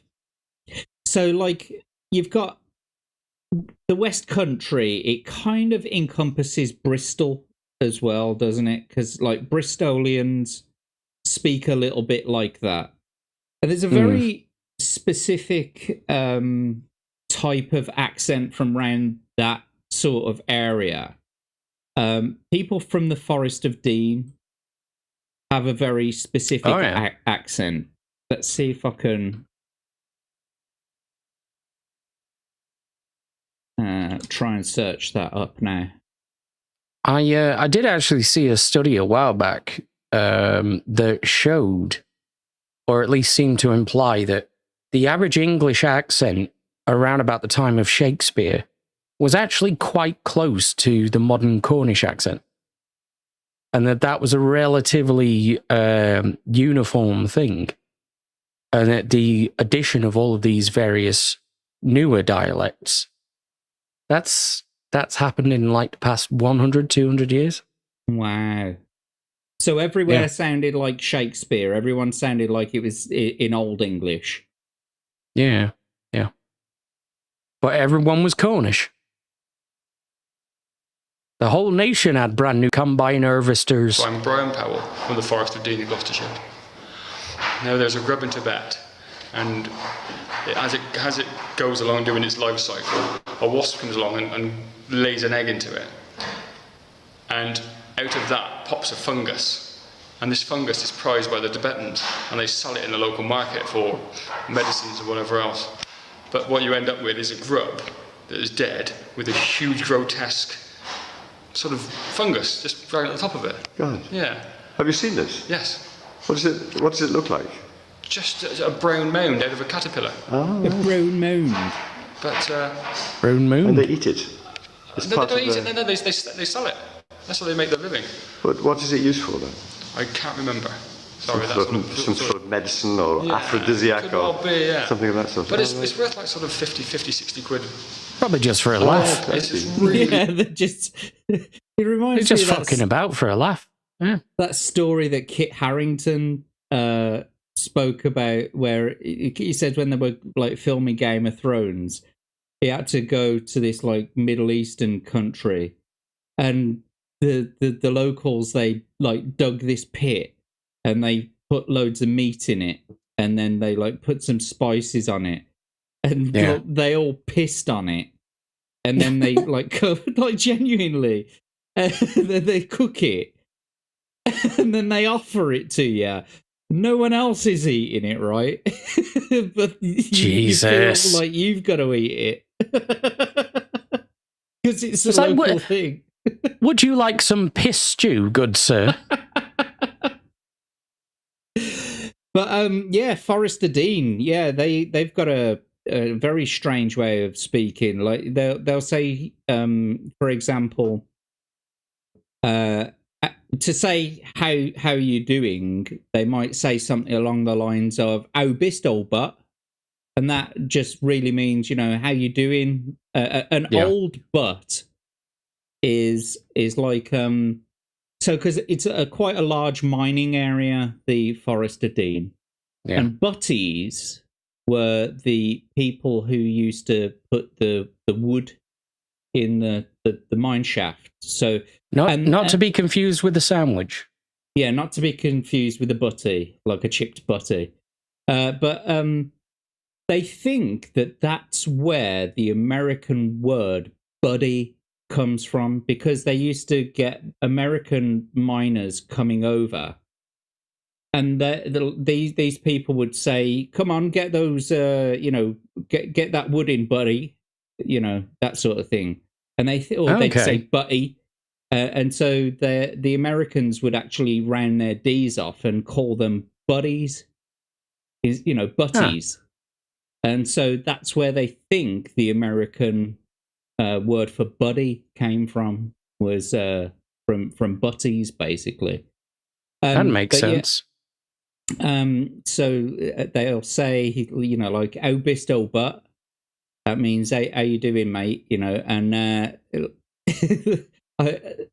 what's the other one? Wonder if that's where bisto gravy comes from as well. No, it's how bist. So it's OW as in how. Mm-hmm. Yeah. And bist.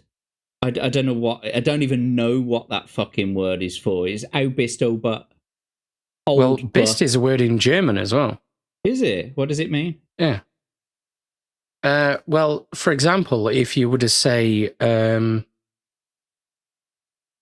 it's kind of the same thing. It's like, du bist sind. So, like, you are what?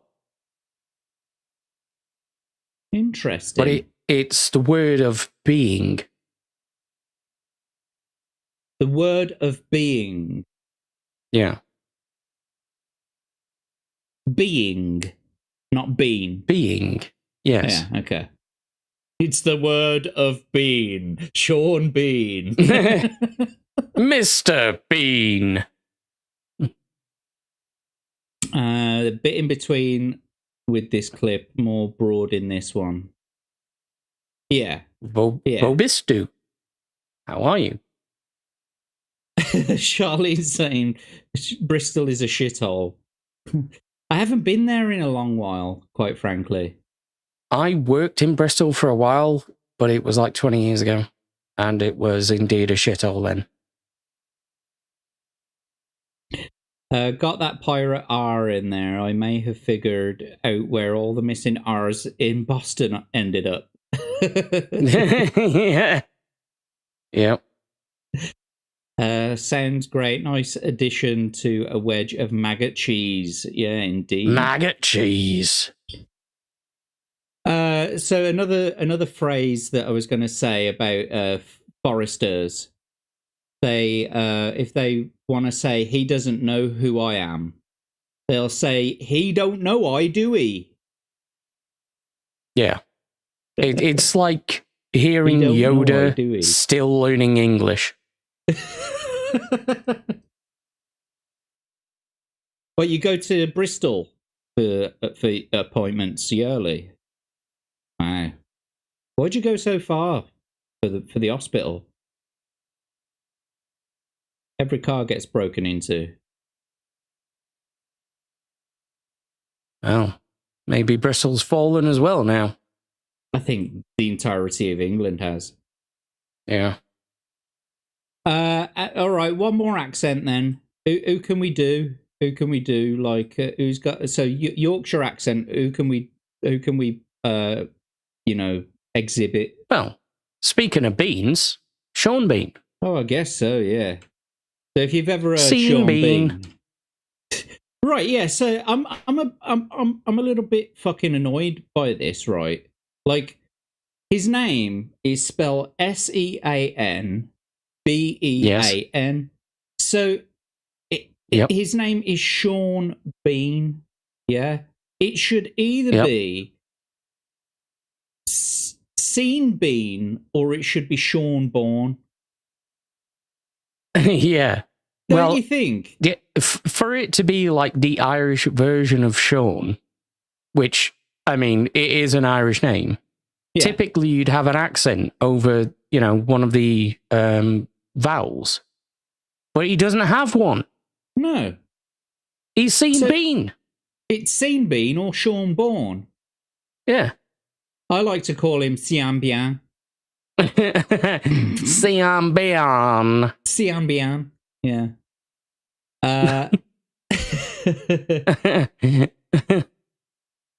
Wait, is that the French way, perhaps?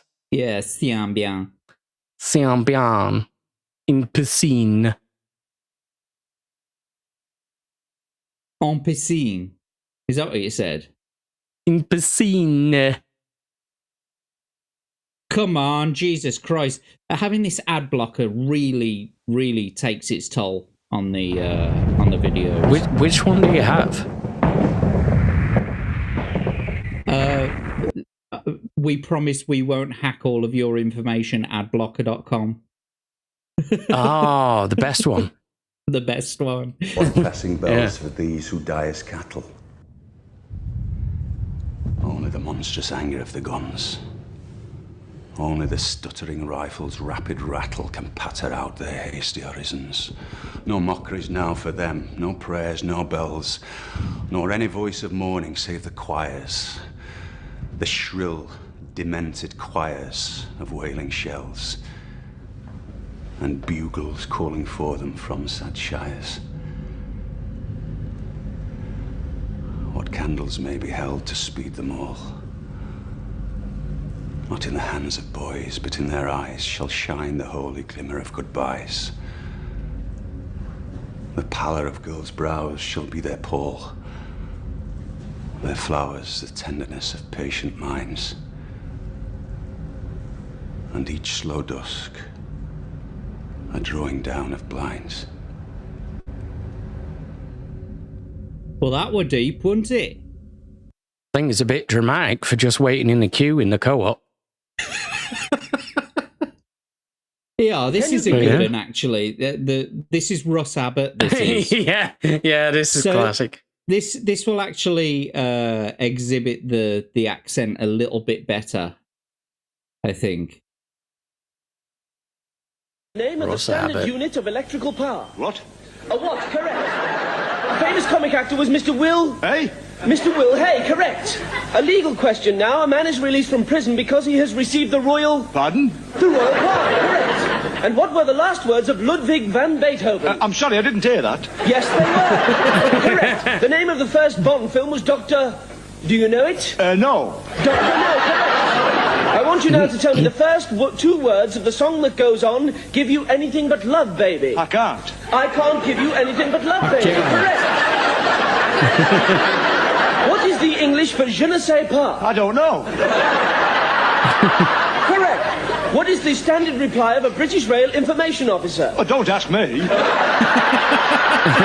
it is. Let's see as well.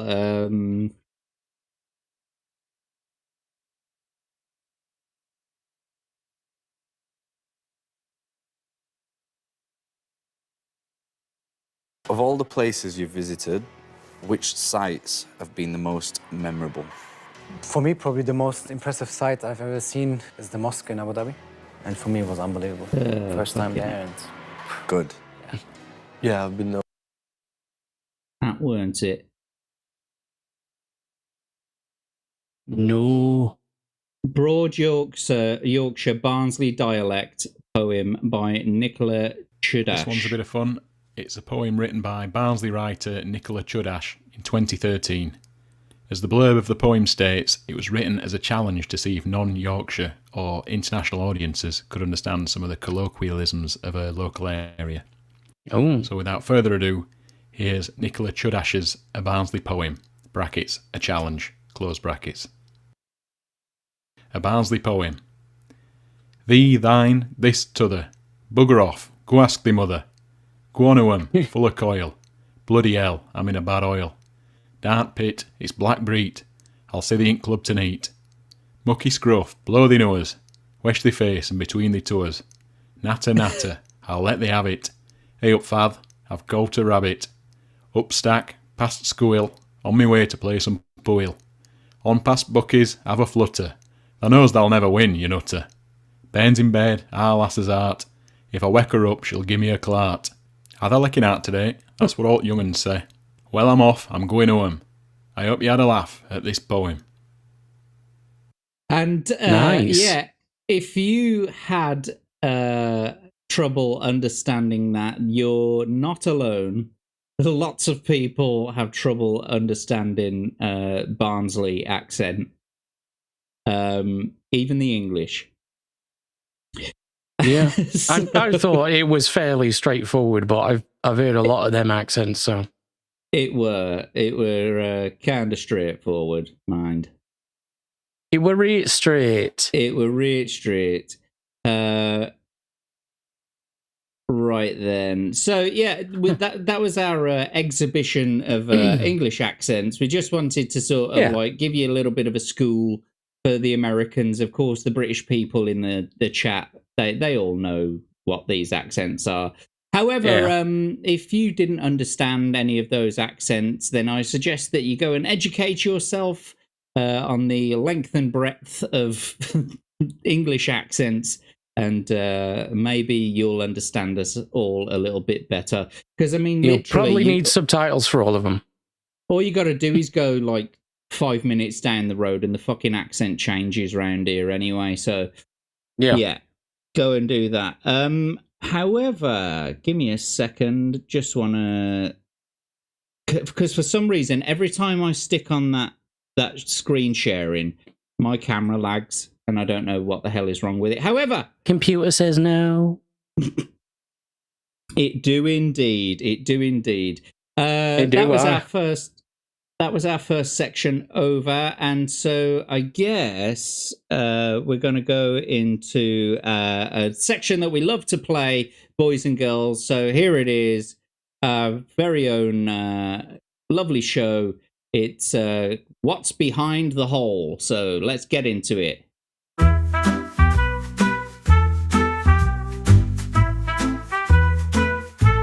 What's behind the hole?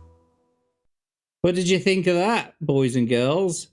Hey, what did you think of that? Hey, look, it's me.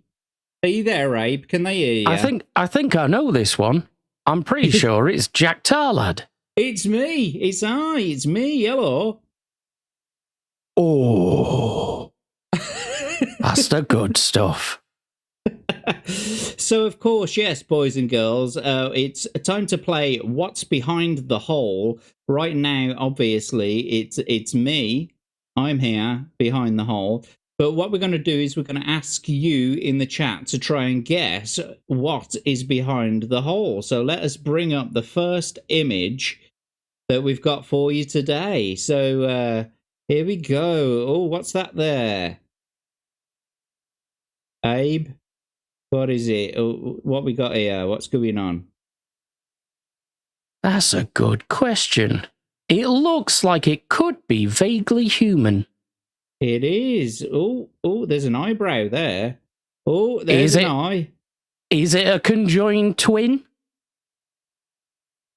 That's a nice smile, never know. Isn't it? Look at that. Oh, yeah. Who could this be? Who is it? Let's have a bit more of a scan. Anyone in chat know who this is? The British people might get it a little bit easier than the Americans. Who could it be? No, it's not Hitler. It's a good guess, but it's not right. It's good, but it's not right. Crimson's asking, is it the two Ronnies? No. It is not. Is it Hitler? No. It is not. Stuffed shirts? No, it's not. And Charlene, no, it's not Crimson either.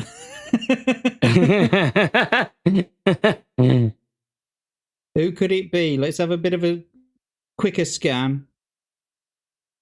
Harry Carey and Bob Ross. Harry Carey and Bob Ross. Oh, Wolfie Rose. Wolfie Rose is the very first person to get it. Well done, Wolfie. You are absolutely right. It was Little and Large. Comedy well done, duo, Wolfie. Little and Large, yes. Nice. Little and Large are very, well-beloved, pair of comedians from back in the 70s, 80s, and 90s.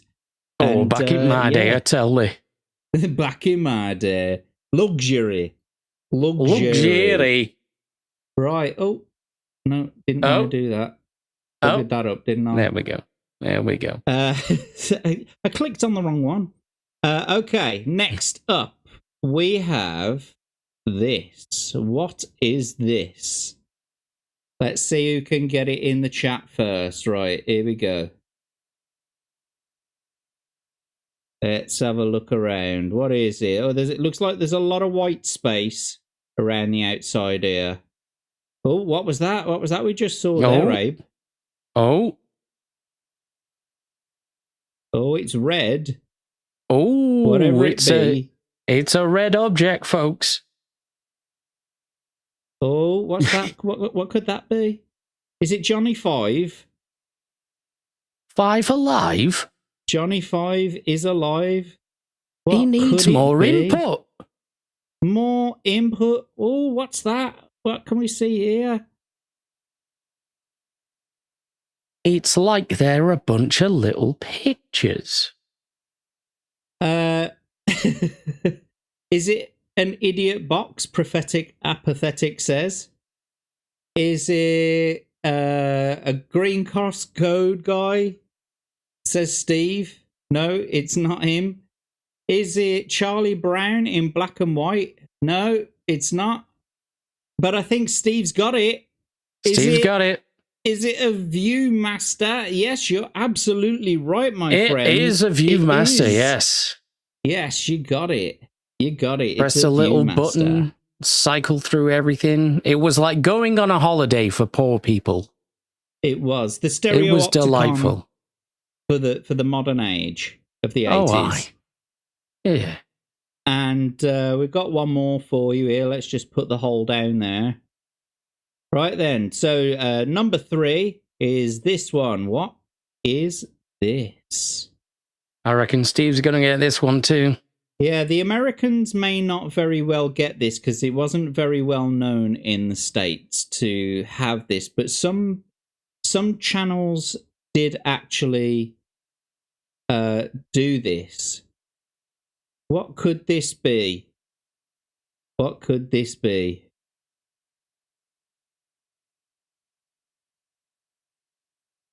We've got a lot of writing. Saying that he had one of those, but he couldn't remember the name of it. It looks like Wolfie's. Wolfie's first, yeah, but we do have other winners. Steve Crimson, yeah. It is, of course. Steve even remembers the page numbers. Yes. Yeah, 100 was the front page, and 101 was the index, yeah. Page 100. It is, of course, a teletext page. Teletext. Teletext is like the internet before the internet. Yeah. It was really good. I really wish they didn't get rid of it. Yeah, well, it was when we went from analog to digital. Yeah, and then it's all like the red button bollocks. Yeah. Gives a shit. It's wank now. You know, one of the interesting things about teletext is that the way that they were able to do it is on a normal TV screen when, like in the old days, the scanning rays would scan from left to right, and they would go down the screen, and it would do it at like 60 or 50 hertz a second. But below the screen, there was a section called the overscan. And in that, we couldn't see it on the TV, but it was always still there. And the decoder in the TV could still see it.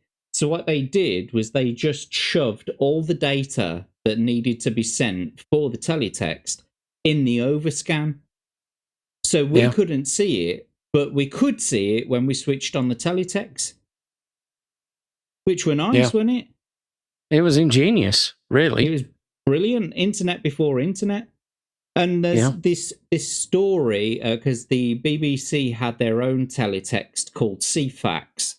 And there was an operator at the CFAX HQ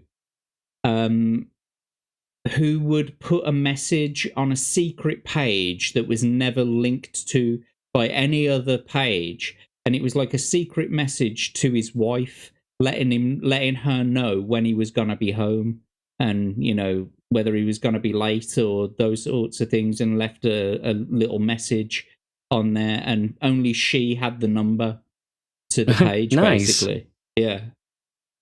That's cool. Okay, so one more. Let's just move this down here again. So let's have another go. What is this now? Here we go. What's this? Last one, boys and girls. What is this? Oh, this looks kind of kind of familiar, doesn't it? It does a bit, What is yeah. that? What the fuck is going on here?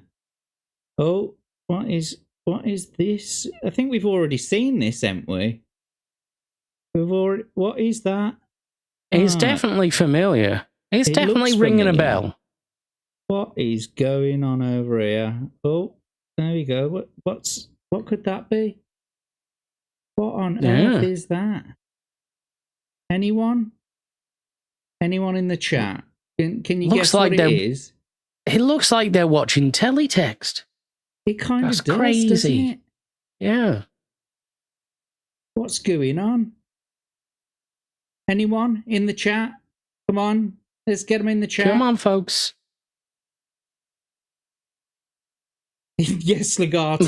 It's Mr. Rogers' neighborhood. Yeah, kind of, yeah. Crimson, you're very close, but it's not right. It's good, but it's not right. It's extremely close, but it's not right. Look a little closer in their eyes. I want a very specific answer to this. So you're saying it's little and large with Viewmasters, but what are they doing with the Viewmasters? Crimson Shadow saying it's all three. Prophetic Apathetic got it right, I think, first. But we all kind of give it to Crimson Shadow and Prophetic Apathetic. Yes, of course, it's little and large. Watching teletext through Viewmasters. Hell yeah. Yes, and there we go, boys and girls. That was this week's round of What's Behind the Hole. Thank you for playing.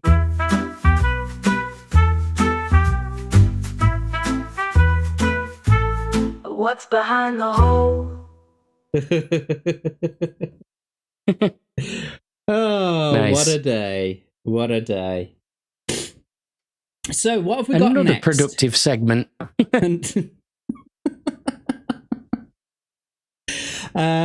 So what have we got next? I think we'll do Back in Our Day. Yeah. Back in Our Day. Yeah, can do. Yeah. So there's so back in our day, I remember we used to have some toys that were given out in Kellogg's boxes, you know what I mean, like the cereal and that kind of thing. But I saw these recently, these ones, and I don't know what they are or where they come from. So if anyone in the chat knows, it would be very nice to have some context on these.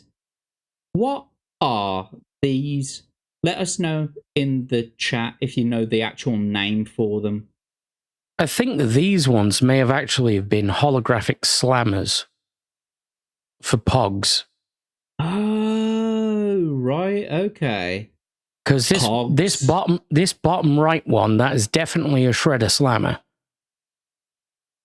Yes, with King Kong, is it, or just a gorilla? Well, I don't know. I mean, I'm not going to say they all look the same, but it's not all of them, but it's always them.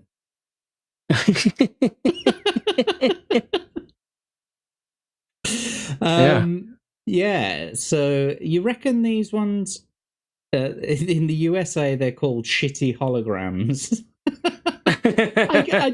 I'm pressing X to doubt there, JB. Visionaries shields. Okay, let's see. Visionaries shields. Let's have a look. Well, nothing's coming up for that when I search it.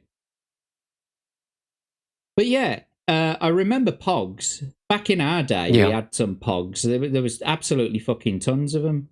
Actually, keep them talking a second, because I've got some very special Pogs, ain't I? Give me a second. You do indeed, yeah. So I remember these kinds of pictures, these types of holograms, and you could get like full-size versions of them that, you know, anywhere between like an A4 and an A3 picture shape. And they'd be of like dinosaurs and all sorts of things. And you just sort of moved around them, and they were just brilliant. They just seemed like such an amazing technology for the time. Well, it is an amazing technology anyway, the way that they do it. They have to print them with lasers. Yeah. They actually get a 3D object in front of the laser, and that's how they're developed, basically. It's the laser light that bounces off the object and onto the sort of negative or the positive, whichever one it is. And now we've basically got like Minority Report 3D holographic stations and things, and it doesn't seem quite as impressive now, but yeah. I don't know. It seemed pretty impressive to me. I mean, just looking on the back of a... And they're still good. Was it... it's either a Visa card or a American Express. They had one on the back of there, and it looked like an eagle or a bird or something like that. Yeah. You remember? Yeah, that used to blow my mind as a kid, just seeing that. Like, holy shit, it's a tiny hologram. But yeah, I've got some very special pogs here. For those of you who are in the sort of like, you know, the fellowship, the Nerdrotic Fellowship, and, you know, people who know about that. Well, there's a chap that we all know and love called Quarter Black Garrett, and he has his own pog collection because he fondly remembers pogs as well. And so when I went to the London meetup, I asked him if he would bring me some over from the States, basically. And so here we go. Look at these. Like, yeah, let me make myself bigger. These are Quarter Black Garrett's pogs. You see? Sweet. See, there he is. Look at him. They're coming back, folks. I wish they would.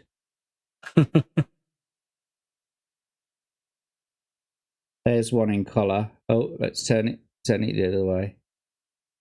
There we go. Yeah, they're all pretty much the same, right? But the piece de resistance, the pièce de resistance is this. It's an aluminium. I think it's aluminium, but a nice aluminium slammer, a pog slammer. Wait, look at that.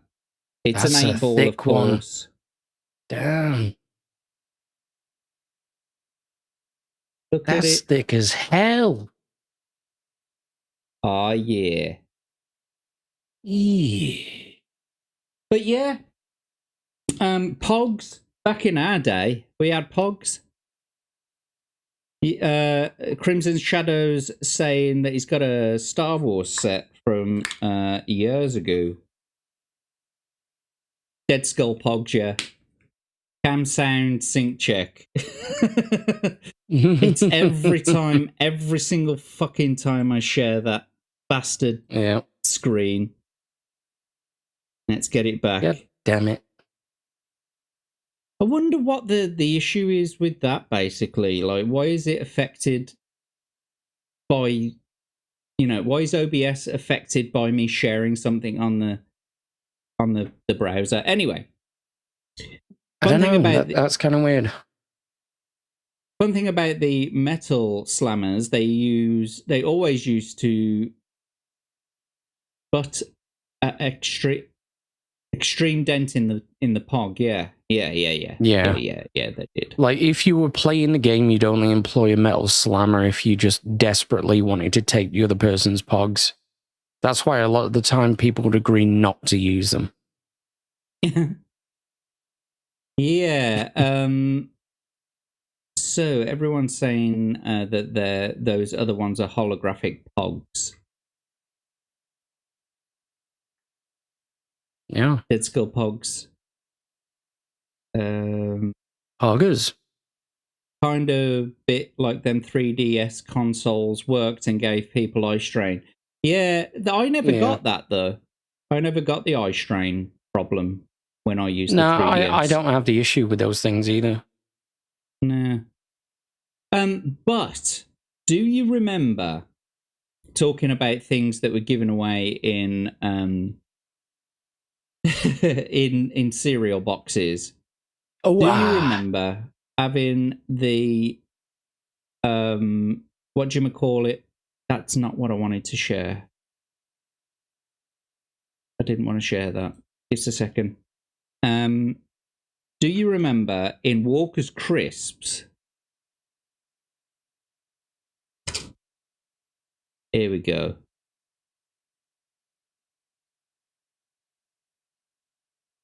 Where are they? Do you remember these Tazos? I was going to mention Tazos, actually, because they're very similar to Pogs in many ways. And what you could do is you could actually build structures using them.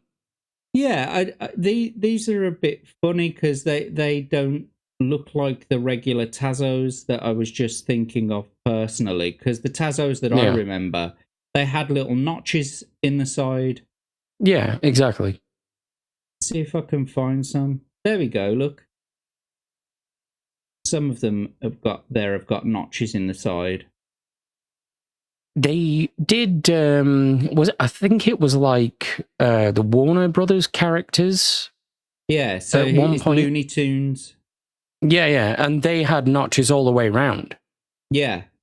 And so I think the Star Wars ones did as well. You could link them all together and you could like just build shit out of them. Yeah, out just little discs. Oh, it fucking beats this stick and hoop, doesn't it? Oh, wow.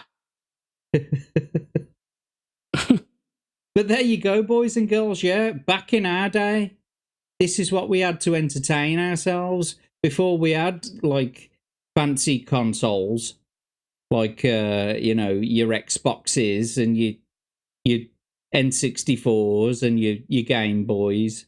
We had Pogs. Oh, wow. But it wasn't before Game Boys. Game Boy came out in 1986, didn't it? Oh, this were all back before we could have the ability to read. It will look shitty.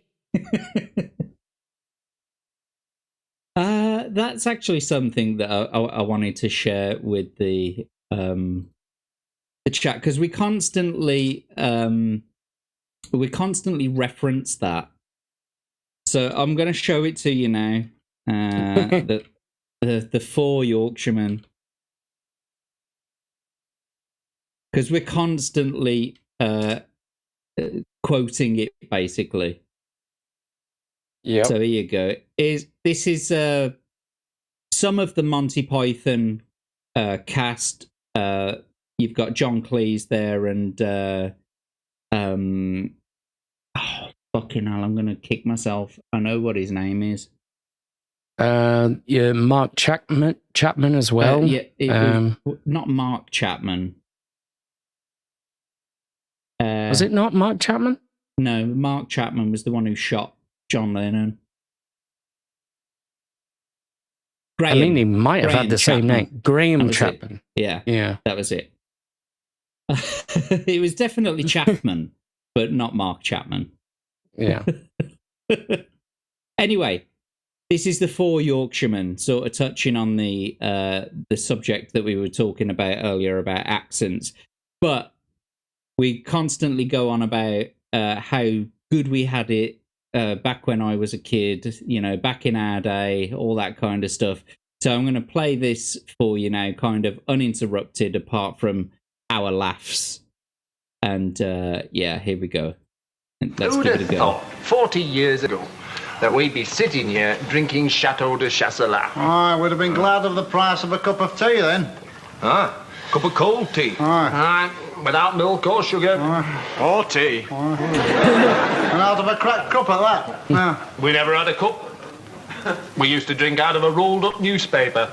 The best we could manage was to suck on a piece of damp cloth. But you know, I often think we were happier then, although we were poor. Because we were poor. Aye. My old dad said to me, he said, money won't bring you happiness, son. He was right. I was happier then. I had nothing. We used to live in a tiny, tumble-down old house with great holes in the roof. House? You're lucky to have a house. We used to live in one room, 26 of us. All there. No furniture. Half the floor was missing, and we were all huddled in one corner for fear of falling. Room? You were lucky to have a room. We used to have to live in corridor. Corridor? Oh, I used to dream of living in a corridor. That would have been a palace to us. We used to live in a water tank on rubbish tip. Every morning we'd be woke up by having a load of rotting fish dumped on us. House. Well, when I said house, I mean 'twere only hole in ground covered by a couple of foot of torn canvas. But it were house to us. Oh, well, we were evicted from our hole in the ground. We had to go and live in the lake. Hey, you were lucky to have a lake. There were over 150 of us living in a small shoebox in the middle of the road. Cardboard box? Right. Oh, you were lucky.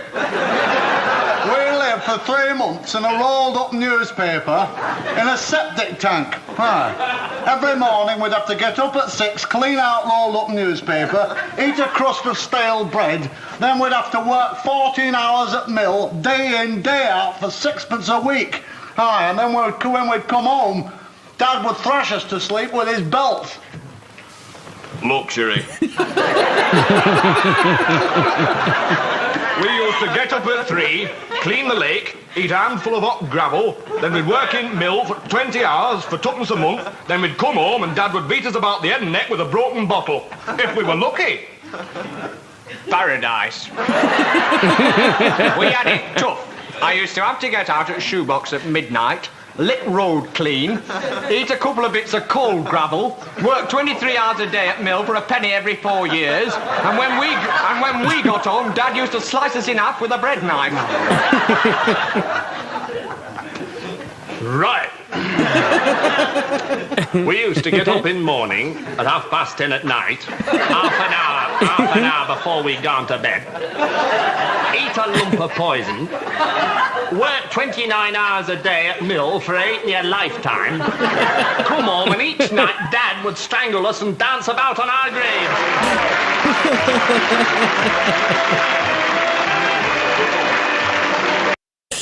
Yes, and you tell that to the youth of today, they wouldn't and believe they wouldn't believe you.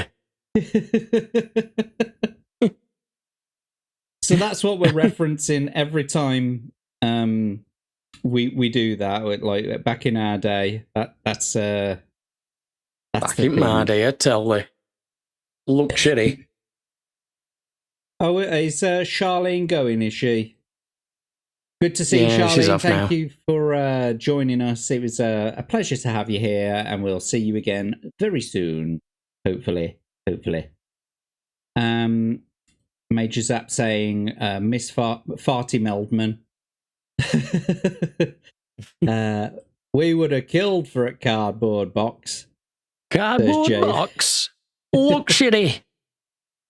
Luxury. It's just the way that Graham Chapman comes in with that. He's just luxury. And he holds it for that few seconds of silence, you know, just to let the the audience laugh. You know, it's just luxury. I think they were probably ad-libbing at the time as well. That's probably why. Right. So we're getting the time's getting on a bit now. So I think we're going to show a few memes, and then I think we're gonna call it a day. We'll skedaddle. So let's see if I can get these memes prepared quickly. Where's it gone? I know you posted them, Abe. I know you showed them to me earlier. Yep. Luxury. You've got tinterwebs in house. Tinterwebs. Luxury. Back in my day, all we had were carrier pigeons. And we used to have to send notes full of ones and zeros back to server place because computers didn't exist then. You were lucky. We had to write several messages on the back of ants, flying ants, and half the time they'd bite off their own wings and never get to where they were going. Oh, luxury. We couldn't even communicate without... We couldn't communicate with ants, with each other, with pigeons. Yeah, I saw this one, and I saw this one, and I thought of you, Jack. Of course. Making my way downtown, walking fast. Faces pass and I'm home.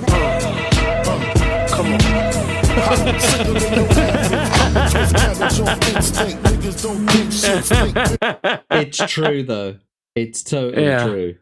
It's legit. It's legit. Legit. Okay, and then we've got this one. Europeans meeting their neighbours.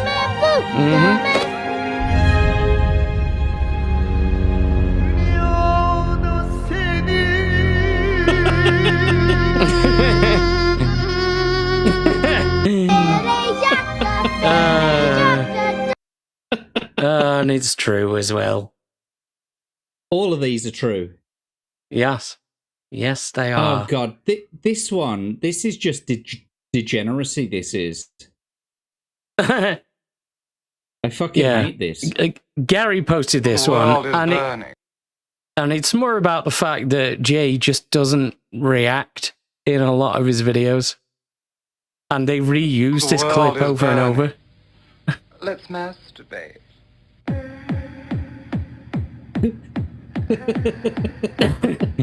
People in the Houses of Parliament masturbate. People in Buckingham Palace, they masturbate. People at the United Nations, they masturbate. Watercolor artists, they masturbate. Lollipop ladies, lollipop men, masturbating. People living in substandard housing, not able to afford acrylic paint, they masturbate.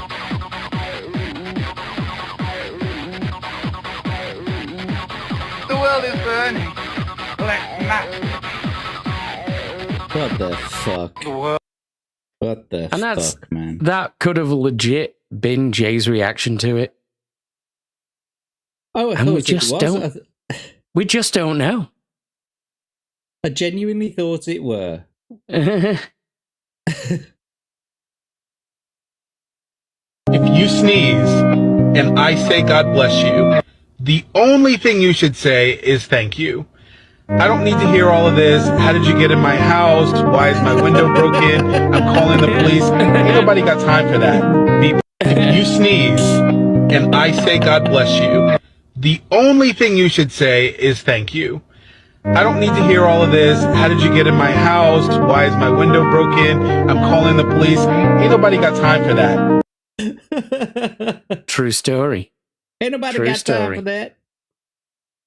Just say thank you and move on. What we got coming up next? Oh God, this. Okay, is but fucking brilliant. it feels different. Yeah. You always play on controller. Okay, but it feels different. Wait, why does she look not like her here? What the fuck? What? Yeah, she does look a lot different all of a sudden. She's not Sheva. She looks like Tomb Raider. That's weird. Did you put a fucking mod in this? No.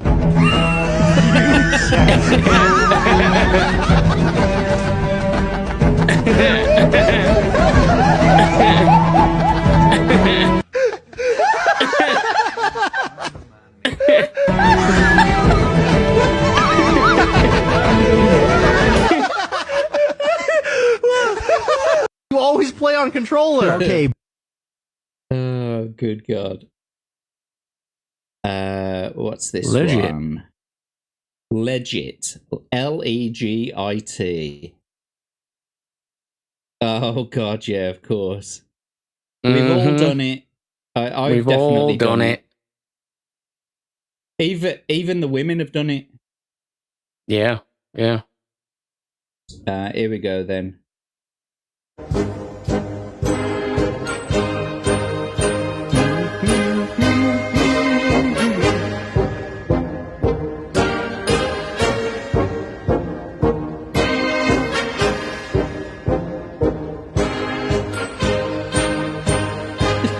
I'm wrong.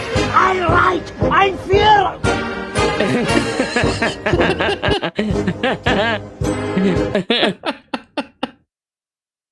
Yeah. You get to a point where you're like, should I keep going?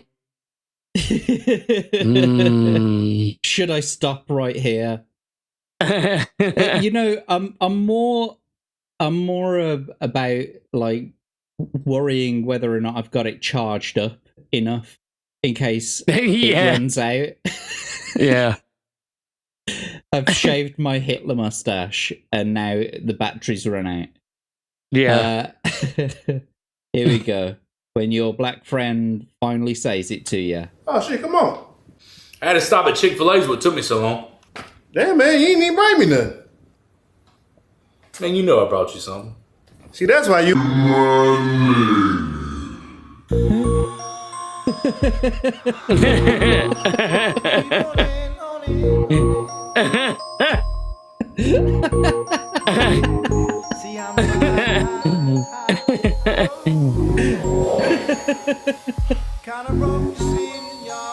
Oh! Hey, so now I can say it back, right? Hell no. Yeah, you can. Damn. Yeah, you can. You totally can. You can just, expect repercussions. You don't need anyone's permission to No. say the N-word. Or any word, for that matter.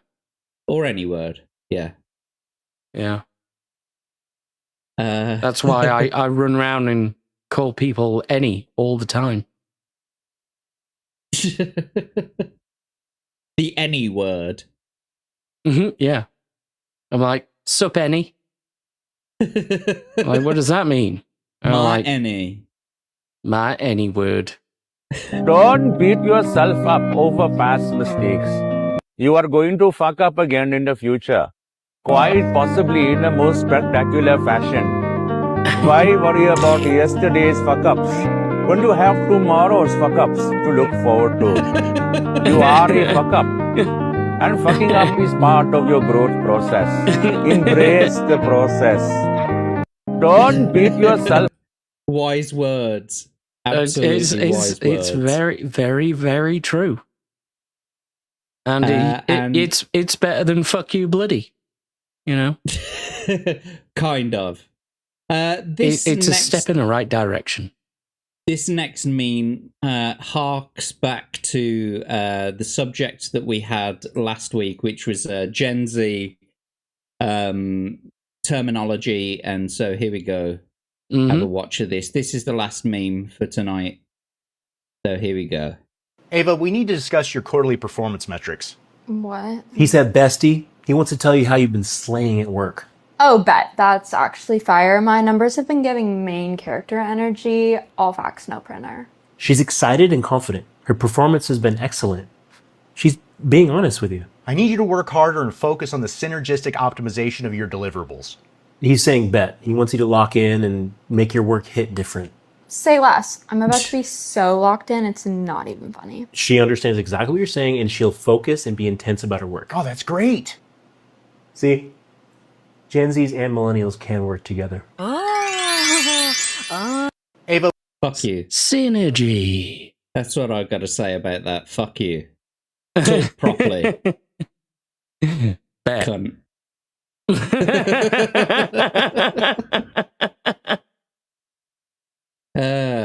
MAGA asylum's great again. If you say so. What else we got? Let's see what you're all saying. He can just call the black guy my cracker. Isn't it supposed to be the other way around? I don't know. I think we need to do experiments. Yeah. I see what you mean now. Steve's saying the sound sync is out again. Doesn't look that out to me. But it doesn't matter anyway. It's fine. We're gonna be wrapping up now. So yes, thank you for watching episode 3 of the Jack and Abe Show. Obviously, as the title says, it's all bollocks. But we appreciate you being here, and thank you for joining us all in the chat. Before we do go, Abe, what are you going to be up to this week, and where are you going to be? Let's see, what day is it now? Oh, it's actually Wednesday now. Huh. So later tonight, I'll be on Hump Day Chinwag. Then on Thursday, I'll be recording more stuff with the Full Aussie people, and we'll be doing Stargate reviews. Possibly the same again early on Friday. Then Friday night going through Saturday morning, I'll be on Rockefeller Plaza's channel from probably 1 a.m. our time. Then I'll be back on Samuel the Infamous's channel around about 4:30 a.m. Then on Beelzebub at 7 a.m. Then I'll have the Full Aussie itself, if they want me on, of course. As always, I'm not presumptuous. Just a couple hours after that. Then a few hours later, it'll be Anime After Dark. Then straight after that, I'll be back on Samuel the Infamous's channel for Screaming Into the Void. And I think that's it for the rest of this week. No one gets around as much as you, Abe. You've got to spread those Abes somehow. I've got to give Abes to absolutely everyone. It's my mission in life. Abe's YouTube has zero content. I have Abes. You have Abes. Everyone has Abes. Yes. And if they don't, they will. Yeah, JB, I don't post on YouTube, but I do stream on Rumble. Yes.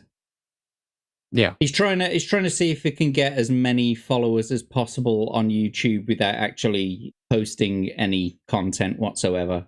Yeah. Yeah. There you go. I've got one legitimate outlet for content, and then one I just want to troll an entire fucking platform with, just to see how far I can take it. Exactly. And so thank you, Abe, for sharing the show with me. And I am Jack Tarlad. You can catch me on all of my socials at Jack Tarlad. You can find me also on the Hump Day Chinwag tomorrow from 8 o'clock, Wednesday, obviously. Thursday night, it's my show Read and Roll, where we bring on a guest to play through a fighting fantasy game book. This week we've got on Paul Hadouken, and he's going to be playing an absolutely brand new challenge. So come and join us for that. Don't do much over the weekend. Keep an eye out for morning Quake streams. But on Monday, next Monday, you can catch me on my brand new show, which started last night. You can go and watch the replay from last night. The new show called Chat Battle, where you in the chat get to play against your fellow chat comrades and beat the shit out of them with a baseball bat. If you don't know what it's about, if you didn't get to see it, go and watch the VOD. It's on both of my Rumble and YouTube channels. Come and subscribe to both of us. All of our links and everything are down in the description, down there, just down there somewhere. But yeah, thank you to everyone who's joined us in the chat. It's been a pleasure to see you all. We appreciate your support. Yep. But yeah, I guess that's it for this week. So until next time, it's piss off from him. And a fuck right off from him. Good night, everyone. See you soon. Good night.